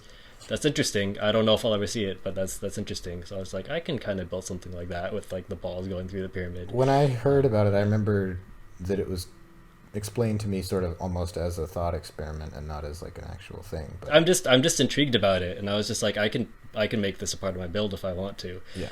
So, yeah, So then yeah. big old front to back action there with the road right through the middle and then Mm-hmm. toppling the structure at the back. And then I Yep. don't know how that reaches the marble, but let's see if I can figure it out. Let me do some investigative journalism. It's pretty Oh, quick, it's a but you can, line. I yeah, see. yep, It's yeah. Not yep. being able to see the marble here, I thought something went wrong, but then I'm like, wait, no. I remember Alex saying like all these worked. Like part of the whole thing is getting these all to work. So there we go. Okay, so that's five, World six, five, yeah, five. World five, and then we get into the centerpiece, The which is toppled centerpiece, sixth. Yeah, sixth world, a world that combines all forms. Yeah, the hybrid. yeah, and then again, the hybrid tricks, hybrid gimmick, hybrid atmosphere. I guess there isn't really any atmosphere. I was just like, this one can have like a quote balanced atmosphere. So Hmm. basically, the theme and the gimmick are basically one and the same. Yeah. Yeah, So here's the trick that like yeah. kind So, of so the design of the whole project. The color coding was really important for this one because orange is machines, purple is dominoes. So it's okay. designed to have this like one giant orange machine trick on the left, one giant purple domino trick on the right, a little blend of them in the center, and then kinetic art in the back, which is neither orange nor purple. It's red, blue, yellow, green. So yeah, All right. it's a mix of everything. That was the design of it all. So And then let of course me. they kicked it off with the machine trick because I'm not putting that thing at the end. I'm not a psychopath. Yeah. So Yeah. this thing is wild. Let's see. So this is like one of those ideas that like I don't know how to describe it. I guess it totally feels like a natural evolution of kind of what flexograms can do and like something we haven't seen yet, but it feels familiar in the way that like it's not overwhelming and you can't understand it because everything's so new, but Yeah. it's like it feels so clever because of its Okay. So because it's got this so thing that no one's done before. yeah, I This like is had this awesome. idea. I had this exact motion in my mind with like no idea how to make it. I was just like, I'm gonna find a way to make this motion however I can, and it like took Yeah. I don't know. So It was wait. like the biggest headache. This idea alone took me 2 weeks, but eventually I just sort of chipped away at it. I was like, I So let can me put see if I this can lever figure here. it I can out do this then. thing. Um, Um, so yeah, we've got there's also a lot of stuff that you can't see. well, right. That's what I'm And saying. in So the I know Google there's Doc an in the off-table description, I weight. have like other angles of it, but Oh, sweet. I'll yeah, have go to ahead. check those Tell out. me what you can. Tell me what you can. Let's see. Yeah. So to me, it looks like there's a string wrapped around the base, and it's like a cup, and it. So there's also an off-table weight, um, Hmm. and so as it rolls, it's unwinding the string to make the base turn. So the first Yeah. ball is released, or I guess before that, the whole structure collapses, knocks a lever to release the ball. Ball rolls into its ball holder, and that releases two things. There's a lever at the bottom to release a popsicle stick, which is holding the structure, the whole module in place. So that gets released so that the off-table weight takes over and starts pulling it. And it also nudges the thing back up into position. So as it's rolling, it's standing up, basically. So once it gets into the next position against the popsicle stick, the weight, because of those two dominoes there at the end, is that what causes it to tip? Yeah. Not quite why it tips. Okay, so let me see. There must be another reason it tips then. It just does by itself, it looks like, almost. Yeah. Okay, so it just does by itself. Okay, so those are there as barriers, it looks like. Those balls, or those things. Oh, so there's no track usage in the second position. It goes in, knocks the lever, and then immediately is released again. Yeah. Yeah, I can tell that it wants to fall back down, so it's got these like barriers to keep it upright. Oh my god, that is such a pain, I bet. Oh my god. That's incredible. Because that's obviously right. Like, you see a polished trick and you don't realize the thing, because obviously all the problems about it were solved, so it's hard to sometimes tell what the problems even were. Whereas, and there's some things I'm definitely not even going to think about or notice, but I can tell that it would be trying to fall back down and fall to one side or the other all the time, and not just when it's supposed to. So figuring out how to solve that and prevent basically entirely 360-degree rotation separate from the rotation of the module, right? Because the cup, like the barriers on the sides, can't rotate with the module itself. They need to rotate separately. But then, of course, the entire module with the rotating base needs to move as a whole. Yeah. Because that's an absolute pain. So I'm realizing like all these intricate details and problem-solving moments that absolutely needed to happen. That's just crazy. Yeah, so then it goes into the final position. It's kind of funny. So I built this project. Here we go. I built this project in November. It's kind of funny because as I was building this project, I was thinking about this was an especially tricky machine trick because it's got 3 stacked motions, as you've like already figured out. It's got the tipping of the flexogram, it's got the rotation of the flexogram, and then it's got like the translation of the whole thing. So that's like 3 stacked motions. At the time that Dominoes versus Machines Round 8 came out, this was like 2 weeks before I started building this. I was just like, I was thinking about like all the tricks in that video. I was thinking like you're a centrifugal curves, right? That's like 2 stacked motions. That's the translation of the tracks on top of the rotation of the whole thing. I was just thinking about like machine tricks in general and like how motions are stacked within objects.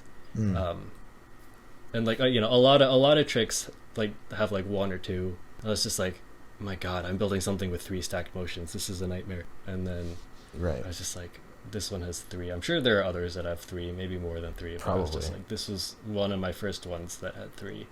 Yeah. So it was a lot for me to control. But it's because it all adds up, it like exponentially. Yeah. So it all multiplies up. And then you got to find like different places to secure the different things. That's the hardest thing. And so the other thing that's true about this machine as well is that it's not self-powered. So that's another thing that is that's one of my least favorite genres of tricks to make.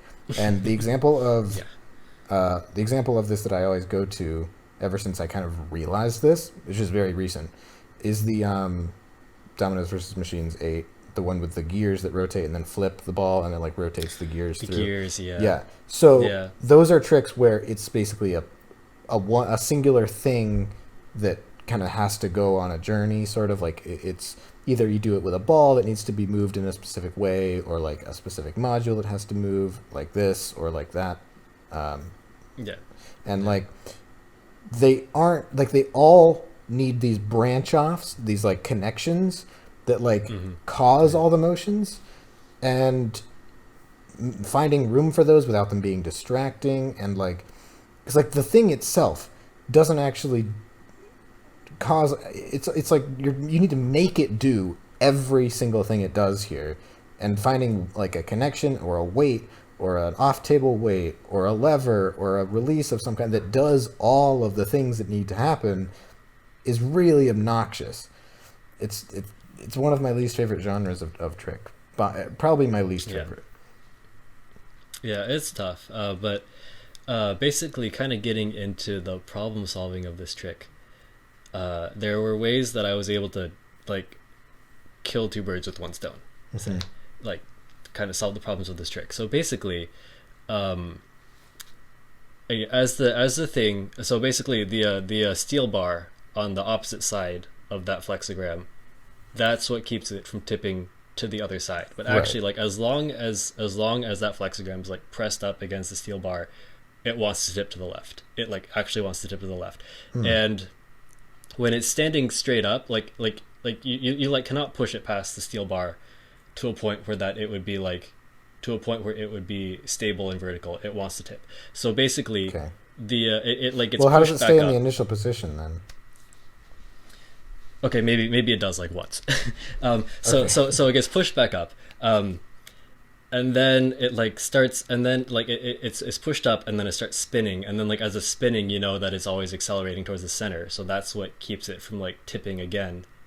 Once it's like back up, and then like once it stops spinning, that's like when it wants to fall back down. So it does, and that was the main thing that I had to repeat like 3 times in a row.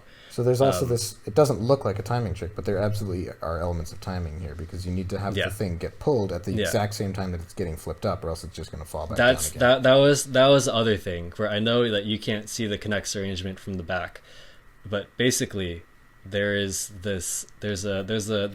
3 dropping weights for like each of the 3 times that the flexogram has to get pushed back up. It's basically there's a lever where like say the ping pong ball will like hit that lever, it drops the weight, and then the weight's connected to a string that basically threads through the lever that pushes the flexogram back up, and then down into the lever that opens the gate. So basically, as this weight drops, it pushes the flexogram and opens the gate. Like, oh my god! All in the same motion. That's awesome. Because it's pulling them in opposite directions. It's pulling the top lever down, bottom lever up. Yeah, it pulls the top lever down and the bottom lever up. That's so clever. Yeah. I love that. I don't know if I would have come up with that if I needed to solve that problem. I kind of doubt I would, actually.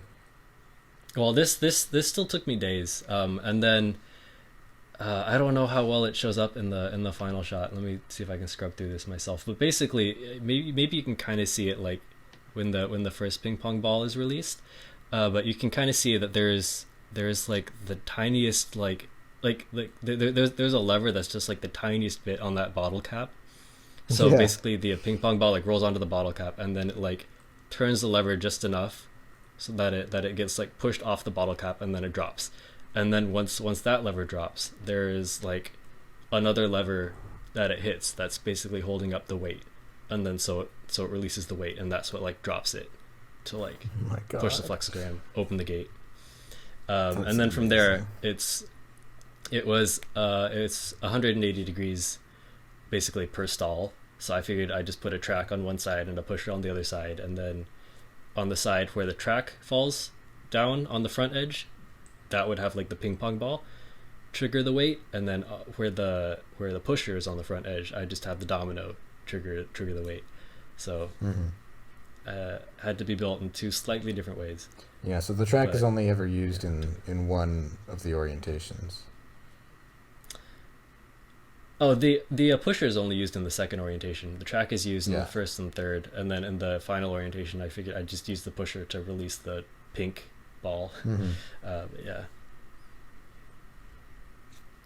So that kind of goes against the typical multi-use formula, which is just like, if track moves, it must be used, you know. Yeah. Also, the space constraints for this trick were crazy. So I was just like, if I can't use the track for this stall, that's okay. I'll have something else on the other side to like get used instead. Also, just because I had to like figure all this out, and I had like this 2-inch wide basically like 2D space to figure out. I was just like every lever has to be like in the same 2D plane. So that was a big limiting factor right away. But this was built before anything else was for this. Yeah, this world. was the first. This was the first thing for this world that I built. Good. Yeah, it would have to be. Yeah. Okay. And then here we go. The rolling dish looks familiar. Yep. And then some domino tricks. Okay, collapsing tracks. This is like that classic eraser trick that you see the Pitaka Suichi doing. I mean, like, yeah, it is basically the eraser trick, but instead of like a ball rolling down all the erasers at once, it like rolls down one by one. I like it. Yeah. Oh, that's cool with the mini dominoes on top that fall into the circle field. Yeah. And then just a generic track path. Yep. And then bottle cap, herringbone, slanted. Yeah, slanted herringbone. Yeah. And then basically on the other side, the purple domino idea, which is, I kind of wanted like contrasting machine and domino ideas on either side.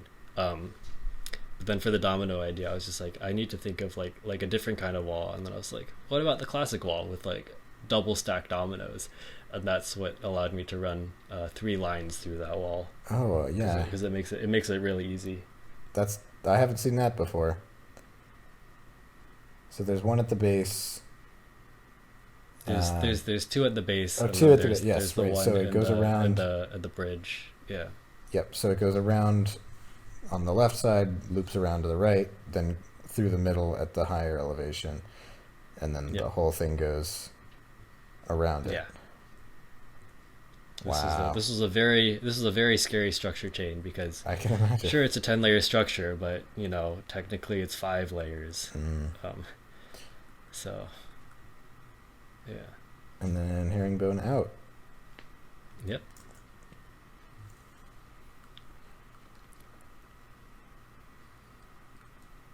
Yeah, and then onto the destruction. Onto the destruction. Seventh world. Yeah, the gimmick is destructive tricks. The theme is like fire burning down. Gimmick and the theme are pretty closely related. I think I caught on. Destruction. Yeah. I think I said something like, so these are destructive tricks. Oh yeah. Oh, I remember you saying that. And I was like, oh, it's good. What is these pulleys? You don't have Kinex wheels? No, this was before I bought Kinex wheels. So I built this in. I mean, I built this I built this last January, and I hadn't bought pulleys yet. Wait, so last January? Yeah.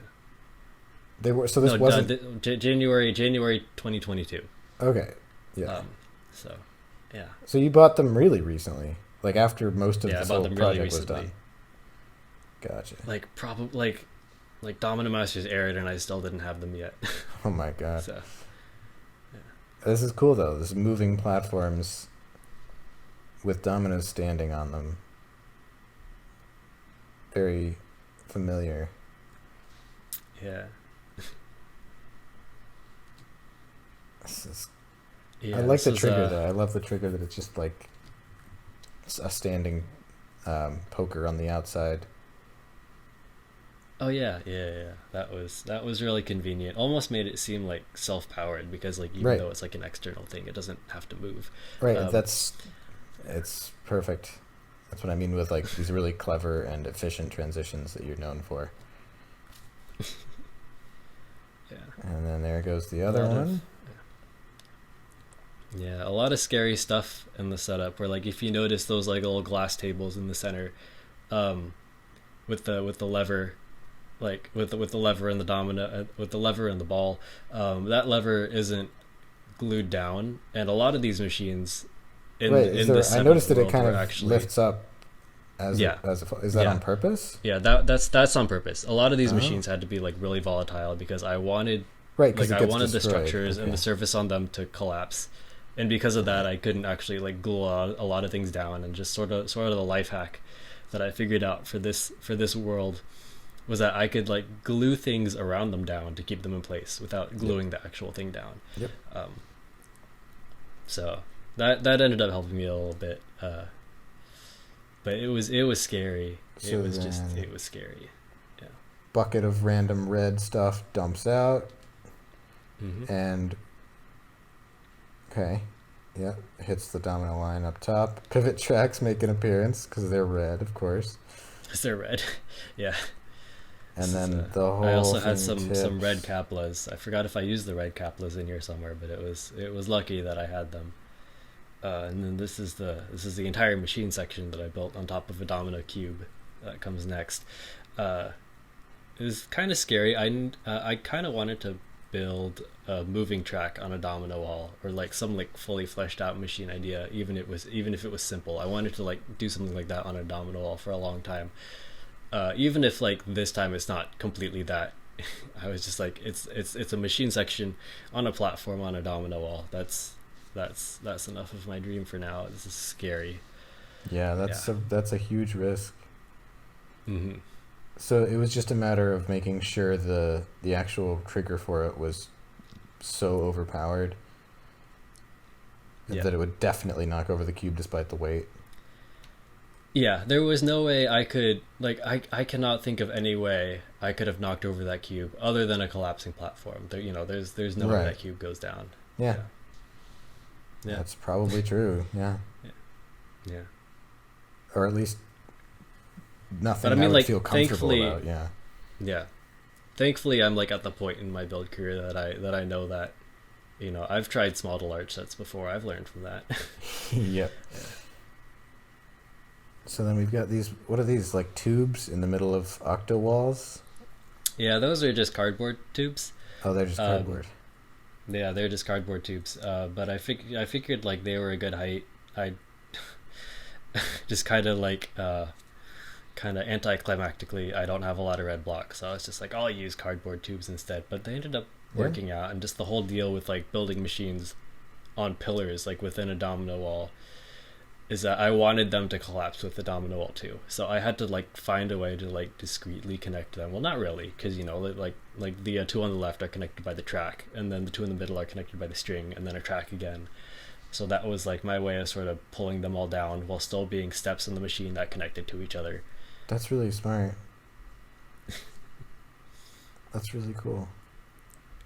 Yeah. And then of course the nature of like all those things just being cardboard tubes anyways, made it really scary. So like all the steps had to be light, but and then a very well taped down mousetrap there.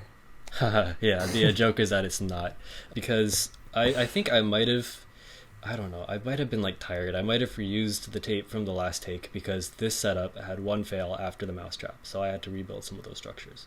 Damn. Which is like the worst fail of the entire video. Yeah. It failed on the speed wall, so I had to rebuild like all the cardboard tubes and all the tracks and all the mousetrap, and I was not having it. But oh, yeah, that's rough. That's really rough. All right, so that knocks the mousetrap. Okay, mousetrap collapses the triangle, and then there's a weight precariously perched that very close to not going. Yeah. Well, I don't know. It kind of. It was precarious enough. I think I had tested. For a bit and then goes. Yeah, I had tested walls with weight. I was like, I know that if I just have like single domino pulls, and these walls have like machines and tracks on top of them, then it might not go. So I want to pull this thing like with an entire barrel weight.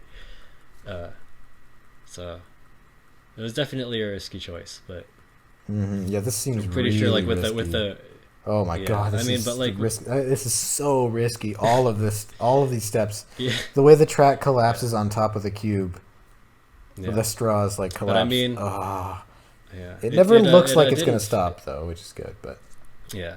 Well, I mean, I tested I tested some stuff and it didn't fail. Like the only fail, like I said, the speed wall just stopped in the middle of the speed wall. It was the most random thing ever, and that's not really something I could have anticipated or like No. have had much control over as much as I controlled like the barrel weights. They have the barrel weight for the octo wall. Yeah. It just like jumps from the Yeah. platform onto the top of the wall and then Yeah. collapses a little bit later. But Yeah. oh, that's crazy.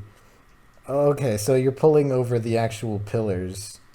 Yeah, I'm pulling the pillar because I figured like the pillar would just go through the wall. Yeah, But and again, then kind of risky. that's connected through a track, which is also kind of not, because as soon as the pillar goes, the track like comes undone. And then, yeah, it doesn't seem to be Yeah. taped at all. Are the tracks taped to the pillars? Probably not, right? Because you want it to like. They were all taped on one side. So it's like if the pillar, so like the pillar on the pillar on the far left gets pulled out from under the track, and then the track, it still came off the second pillar, but it still had enough of like a moment that it could pull the pillar on the way down. Sure. So that was nice. And then the string obviously works as intended. Yeah. And then that collapses the next pillar, and then there's also a barrel weight on that one. Yeah. So then that pulls the wall, a domino out of the speed wall, it looks like, right? I think it pulls like two different dominoes at two different points out of the speed wall. Just because Okay. like at that point I was so paranoid about the speed wall. It's just like, what if it randomly stops in the middle again? Yeah. I don't know. That was just so uncalled for. That's weird. Yeah. Yeah. Well, it's also, I mean, kind of, you don't typically topple speed walls like by pulling dominoes out of them. That's So, true. But I mean, like I couldn't go from the octo wall to a normal domino line No. to the edge of the speed wall. So I had to kind of improvise in this case. Yeah. Yeah. So then now Then- we've got, okay, and then it's just a platform that collapses, right? Yeah, to the platform with the third class lever. Yeah. Yeah. Yeah.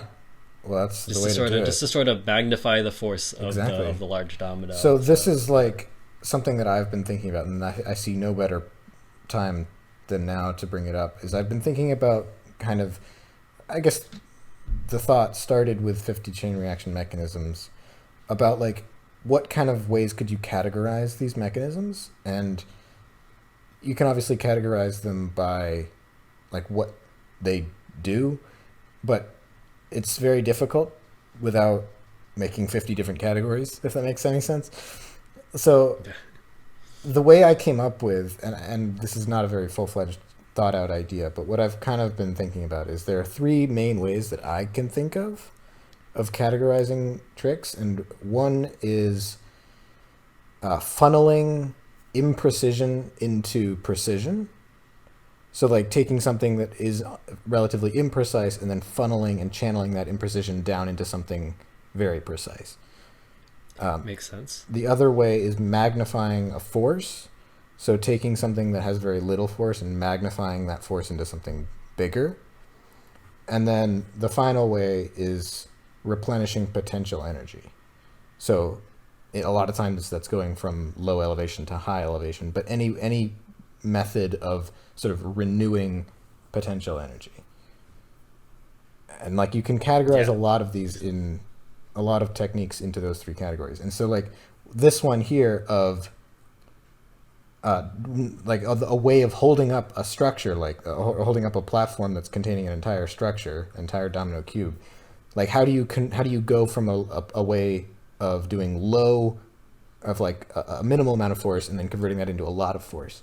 Because obviously a domino line falling is not strong enough to knock over that platform. So you need to connect that to a larger domino, which connects to a lever, which pushes over a larger domino. And then the larger domino falls onto a lever that concentrates even more force into even a smaller space, which concentrates into one single lever that is holding up the entire platform. And just that whole sequence is just a masterclass of how to use different techniques that can do those things. And of course, this is also an example of funneling imprecision into precision.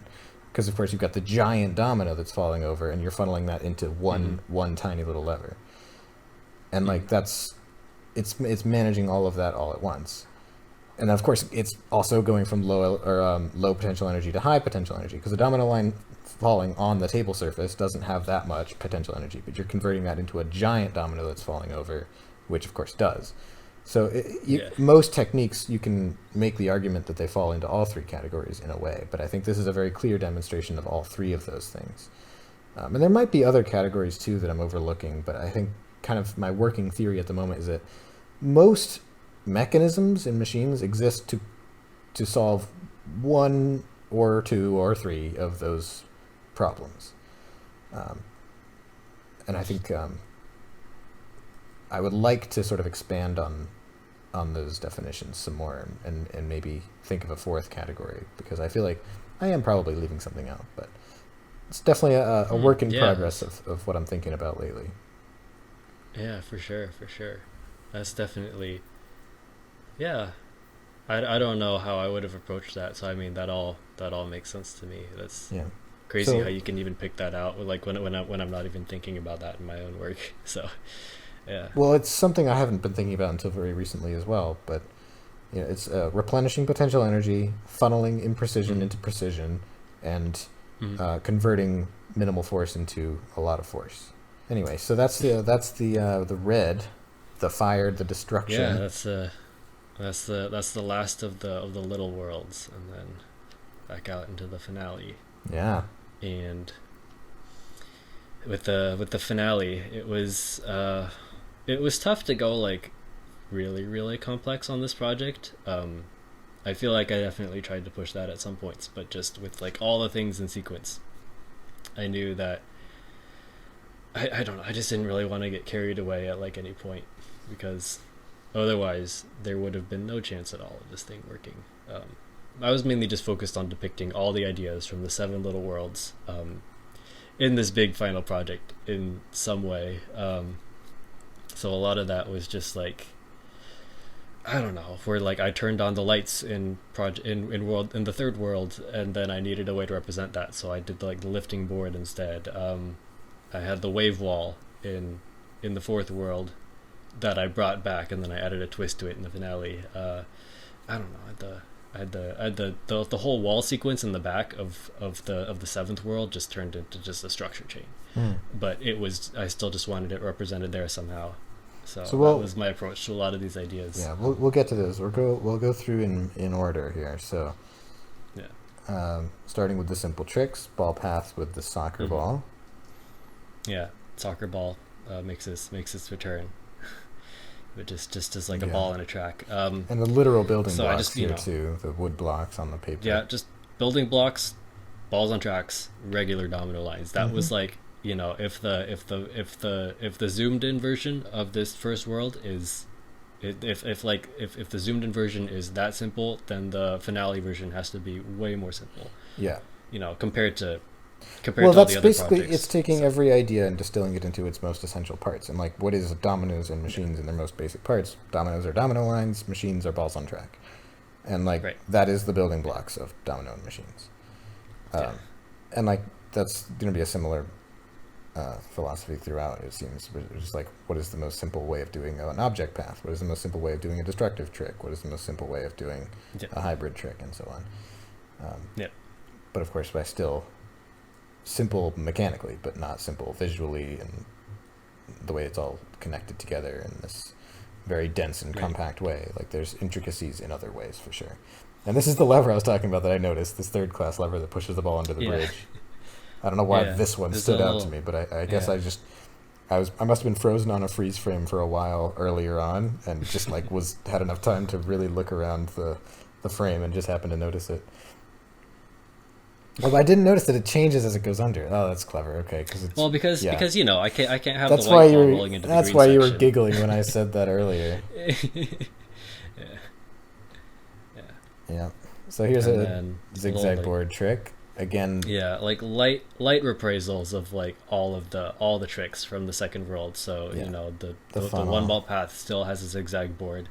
The 2 cups still have like a tilted board in there, and the domino just has some like swinging arms, light representations of the tricks from the zoomed in version. Oh wow! So there's also all very simple. I think there's also a track trick in this one too. Yeah. There's not that simple. You're selling yourself short. This is not the simplest thing possible. Well, the entire green section in the finale had what? Had like a, I don't know, had like a 90-95% success rate, which is pretty good considering I built it last and I was just thinking get the project done at this point. Yeah. Yeah. Wow. So swinging track trick. And then, okay, how do we open the latch here? There must be a lever that opens a latch. Yep. It's just a third class lever to a clothespin. Just Gotcha. magnifying the input force. Of course, it's a really brief thing. It's I can't see it, but Yeah. I wanted everything to be under that board, which just meant ironically including the thing that releases the board. So I was just like, okay, this build just has to go right into what releases the board because I don't want it to spend too much time doing things that the viewer can't see. Makes sense. Yep. Oh, this is cool. It's the sliding platform with a magnet, and then it attracts the magnet, so it lifts the lever. The magnet plate makes its return. Yep. Nice. Yep, so the similar sort of thematically related things, yep. Yep, very, very lightly, but yes. Yeah. Well, I see the similarities. The string tricks. The string tricks, yep, string tricks. Spinning disc. Oh no, tilting disc. Fake out, yep. Yep. And yeah. then the second trick, which, I like it a lot. I didn't notice this before, but I was caught off guard by this, but I didn't make the connection that it was supposed to because it was an unexpected trick. I didn't. But no, that was intentional. And then Yep. I guess, I didn't fully grasp what the traffic cone was. I thought it would do something, and then it didn't. So I guess it's just weight. It's just weight on that side of the board. So again, another unexpected thing. Because I expected it to be there for a reason, but it really could have just been a barrel weight. Yep. Yeah. And then an unexpectedly sliding ball. I like it. It's very stupid, but it's funny. And then here we go with the nice, the glued wall. Yep. I couldn't have asked for a better glued wall where it like pulls over 80% of the wall and then the rest of it topples normally, so like I don't have to like jerk the camera or like try to jerk the camera or do anything. That was beautiful. Could not have asked for a better wave wall. Very cool. But that was also like exactly what happened during the full-scale replica that I tested in my room. So, yeah. So I'm glad to know that was consistent. Into the city. There's a road. With the blossom, the obligatory cherry trees, and then the road, and then the weird zoom, which is cutting. Yeah. It's tough. So what actually didn't work here then? The ball just fell off the track. It was just fell off the track. Huh? I was just like, oh, okay, but yeah, it's a representation of the ball chain from the zoomed in version. Wait, but how did it fall off? What? It just fell off the side of the track. I was just like, that's not how physics works. But I was when it came to a stop, it kept moving off to the left. Okay. Yeah, I mean, like, I still like, when I said I didn't really want to, I didn't really want to be risky out of control for this final project because I figured I'd still have all this in sequence and stuff might still just happen. So, that's the break that I took. So, yeah. Yeah. And then it goes into the buildings and the pyramid in the back, so those make their return. Also just kind of falling in the same fashion, just because it was hard to link them up to the same line. So I was like, I'll just have them fall as I release a timing ball on a board. Yeah. In the same way that the zoomed in project happens. Nice classic auto tilt. Oh my god! Yeah, I don't. This was like one of the moments that freaked me out, like putting an auto tilt this far into the setup. That, I don't know, that messed with my mind. But I was like, I don't know, because auto tilts are still kind of risky to me, and just to have one this far into the setup, it's just like, Yeah. I kind of freaked out about it. Well, the classic auto tilt like- is where it's literally just a ball, a domino, and a track. But if you add like barriers in proper places and prevent the ball from rolling off the edge, and like really make sure and like actually machinify it beyond just putting some stuff and not even securing or taping or hinging anything, auto tilts are pretty reliable. But obviously, like totally forgivable because again, it's all this in sequence. Yeah. Yeah, it's crazy. But the bridge I'm pretty proud of. I discovered like, just like it was the perfect width for like two capitalists placed end to end. But I was just like, these things cannot sag. I don't know. I think I built the center section. I built the center section towards the end of the project. I think I built like red, then yellow, then blue, then black, then center, just so that I still have a way of reaching all the edge projects before I built in that center section. That's really smart. Yeah. Not but something then, like, that I would have done instinctively. As I was building that bridge, I was just like, these capitalists still can't sag because I'm still like 2 or 3 weeks away from finishing this project. So I rubber banded them. I like rubber banded them end to end in the same way that Kaplamino does the rubber band trick, and that basically just held them in place. And I was like, oh, I'm so happy that I thought of this. Whoa. Yeah. But there's also tape, right? That was. Yeah. They're taped and then they're rubber banded, and that's like how they don't sag. Huh. Yeah. Genuinely an interesting technique that might have applications outside of that one specific thing. I will keep that in mind. Right? I was, yeah. Yeah. Well, I mean, I guess as well as the I know about rubber bands, but I've heard of them. But like, using them like that, just a special little application. Yeah, that's interesting. That's something. It's just like just like I didn't realize I could use them in this way until like I unlocked it, and I was like, oh, neat. Yeah. Yeah. The center thing is. Yeah, the center spiral. The 8 drawings on the 8 different pieces of paper represent the 8 different setups in this video. And then the one that's blank is. The one that's blank is the first one. Oh, a blank gotcha. slate. Oh, cool. Okay. So blank slate, and then. Okay. Whoa. Wait. So wait. There's TKU, which is the whole thing. A heart. Yeah, that's 11 Inventions 2, and then. This destruction elements, city, water, forest. Okay, dark, like in the dark. Yeah, light bulb. Wait, what was World 2? Forest. It's the forest. So they're not in order. The forest. Okay. No, yeah, it's not in order. And what's heart shapes?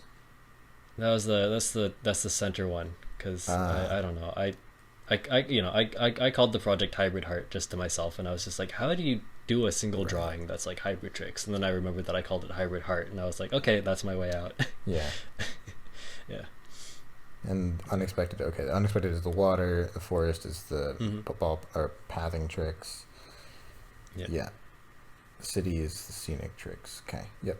The drawings are a little more the atmospheres than the gimmicks. Yeah, it's the story and the look. Yeah, and not the literal trick types. Yeah. Yep. All right, and then here we go into Destructomatic. Yeah, with the this was the very first section that I built. Then the red section and the yellow section were the only 2 sections of the final project to survive an earthquake. So I'm so lucky. Was this also a fail edit? Or this zoom? Yeah. There's a quick one. So it didn't knock off the second. So who even didn't knock off the platform? I guess. I blame the earthquake. I don't know. I slept through it, and then I woke up and I checked my phone. It was like, hey, there was an earthquake last night, and I ran down and I checked the build, and like the red section and the yellow section were still standing, and I was like, okay. But I mean, like, yeah, this was one of the tricks. Even the structure chain. This was one of the things that I tested in full, separate from the fall down, so I can't really be too upset about it. Yeah. I'm just glad that I thought of the falling platforms as like the simple destructive trick for the finale, because I was kind of racking my brain with like, how can I represent collapsing platforms? I was like, I'll just pull them all by a string. So yeah. Yep. So it also didn't pull out the first one, I guess. The weight. Oh yeah. Yeah. Yeah. Unlucky. Yeah. And then the final structure. This was not the original final structure of the setup. This is originally I had a gray structure there that was like half dominoes, half connects. But then it got kind of unsturdy, and it was also like pretty small. So there's a video of me like picking up the final structure and moving it very very carefully away from the red section, just like picking like almost the whole thing up, just moving it away. Because I was like, I don't like this structure. I'm gonna build something a little more substantial for the finale of this video. Oh wow. So that's how this structure that's how this new structure that's like wood block colored came to be. Yeah. Wow. So then big ol' domino pulls down, and then even bigger domino knocks the whole thing over into the center. Yep. Like a giant collapsing mountain into the barfing all the materials into the center of the platform. I mean build area. Sorry. So there we go. That's TKU. Oh my god. Yep. So there's definitely more to look into. Obviously, it looks like there's a lot of stuff in the description, and then sounds like there's some companion extras videos and stuff too. So I'll be checking those out. But is there anything else you wanted to say about the project as a whole now that I've seen the whole thing? Oh yeah, there's a lot that I learned about like balancing dominoes and machines in a project like this. That was like one of my big goals. Like besides the main concept, besides like all the gimmicks, I wanted to balance dominoes and machines. When I made random hybrid videos 2 years ago, I was thinking like I can balance dominoes and machines by having the number of dominoes roughly equal the number of machine steps. Well, actually, like I have like a factor where like maybe 100 dominoes is one machine step. So I kind of wanted to do that. But like, I don't know, looking back at random hybrid videos, it's definitely like in the favor of dominoes. There are comments that are like, this is the best domino video I've ever seen. So it like gave me stuff to think about. So when I started the Kinetic Universe, I was thinking, what if instead of like quantity, what if I had dominoes and machines take up the same amount of space? So that was like my new quantifying factor for balancing dominoes and machines. So most of the setups have like an equal number of space. With the green project being machine heavy and the yellow project being domino heavy, trading one project for one project, that's no big deal for me. So that was something that I tried a little differently in terms of quantity. I think that's the way to go. I think yeah, I agree. I think it looks much better. In terms of quantity, 10,000 dominoes, 400 machine steps, kind of tips in favor of machines, but it just looks more balanced. It looks balanced, and that's what people will pick up on the first watch. That's you're right. That's probably the way to go in the future. I might play with the scale of both kinds of projects just to see like how much more I can do with it. But as for the Kinetic Universe, I think it's a step in the right direction, I think. So what's next for you? What has this inspired you to do next? And is there more like this in the future, but at a smaller scale? Is this like, are there elements of this that are going to be sort of permanent Flash Domino stylistic things? Oh, color coding for sure. Color coding, I'm sticking with that. It's good artistically for setups. It's a good skill to have. I'm sticking with that. But just in terms of like giant artistic videos, I don't know. I think this, like, I knew that I wanted to commit myself to a larger project, and then try it once, and then maybe not try it again, because videos that are a year-long endeavor are, I don't know, they're all kind of exhausting. They're worth it, but they're exhausting, and then you get all the payoff in one video. And I don't know, it's just kind of weird. It's just kind of weird thinking about logistically. So in terms of my next projects, we have Reactica coming up at the end of the month. So the momentum definitely isn't slowing down now. Well, and part of Reactica is, I guess I'm assuming this is not a secret, but is the color coding nature. That's okay. This is the unofficial reveal that we are color coding, yeah, as a big part of Reactica 2022's theme. So that'll be out in the summer, and then I don't know, maybe like 1 or 2 video essays max for the rest of the year, and then honestly, like after Reactica, I'm jumping into random hybrid videos too. That was like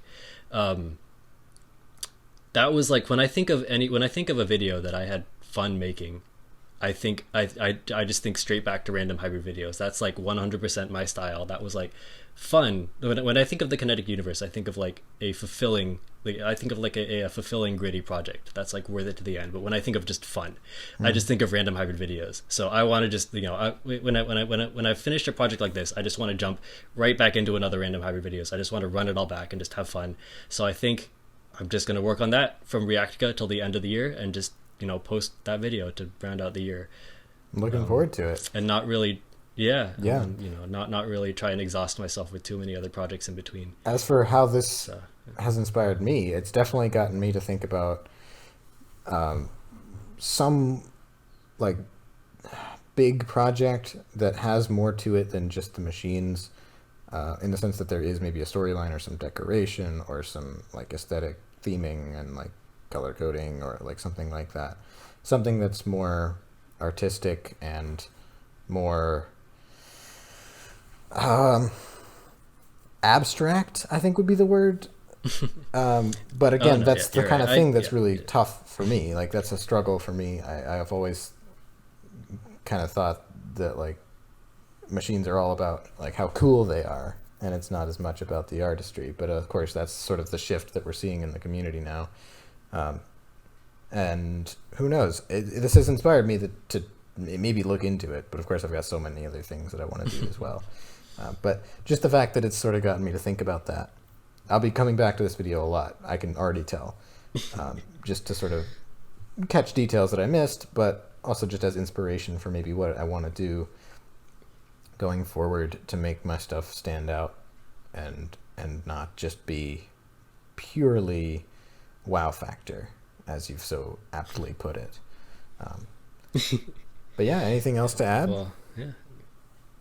No, I think that means a lot. I'll definitely, I'm sure if I catch some of that in your videos, I'll be like, oh my god, that's so cool. So yeah, looking forward to all that. And if you ever go back to the Kinetic Universe, pick up things you missed, maybe you could also try finding the little Turtwig figurine that I hid in all 8 of the projects. Oh, good luck. All right, good luck with the night one. The night especially. One. Oh. Yep. Yeah. I can imagine. Well, that wraps up this episode, I think. So thanks for watching this episode of Making Connections. As always, if you'd like to watch this episode from the beginning, you can find it in your subscriptions feed or on my channel page for the next week. After that, the only way to find it is in the Making Connections playlist. The link for that is in the description.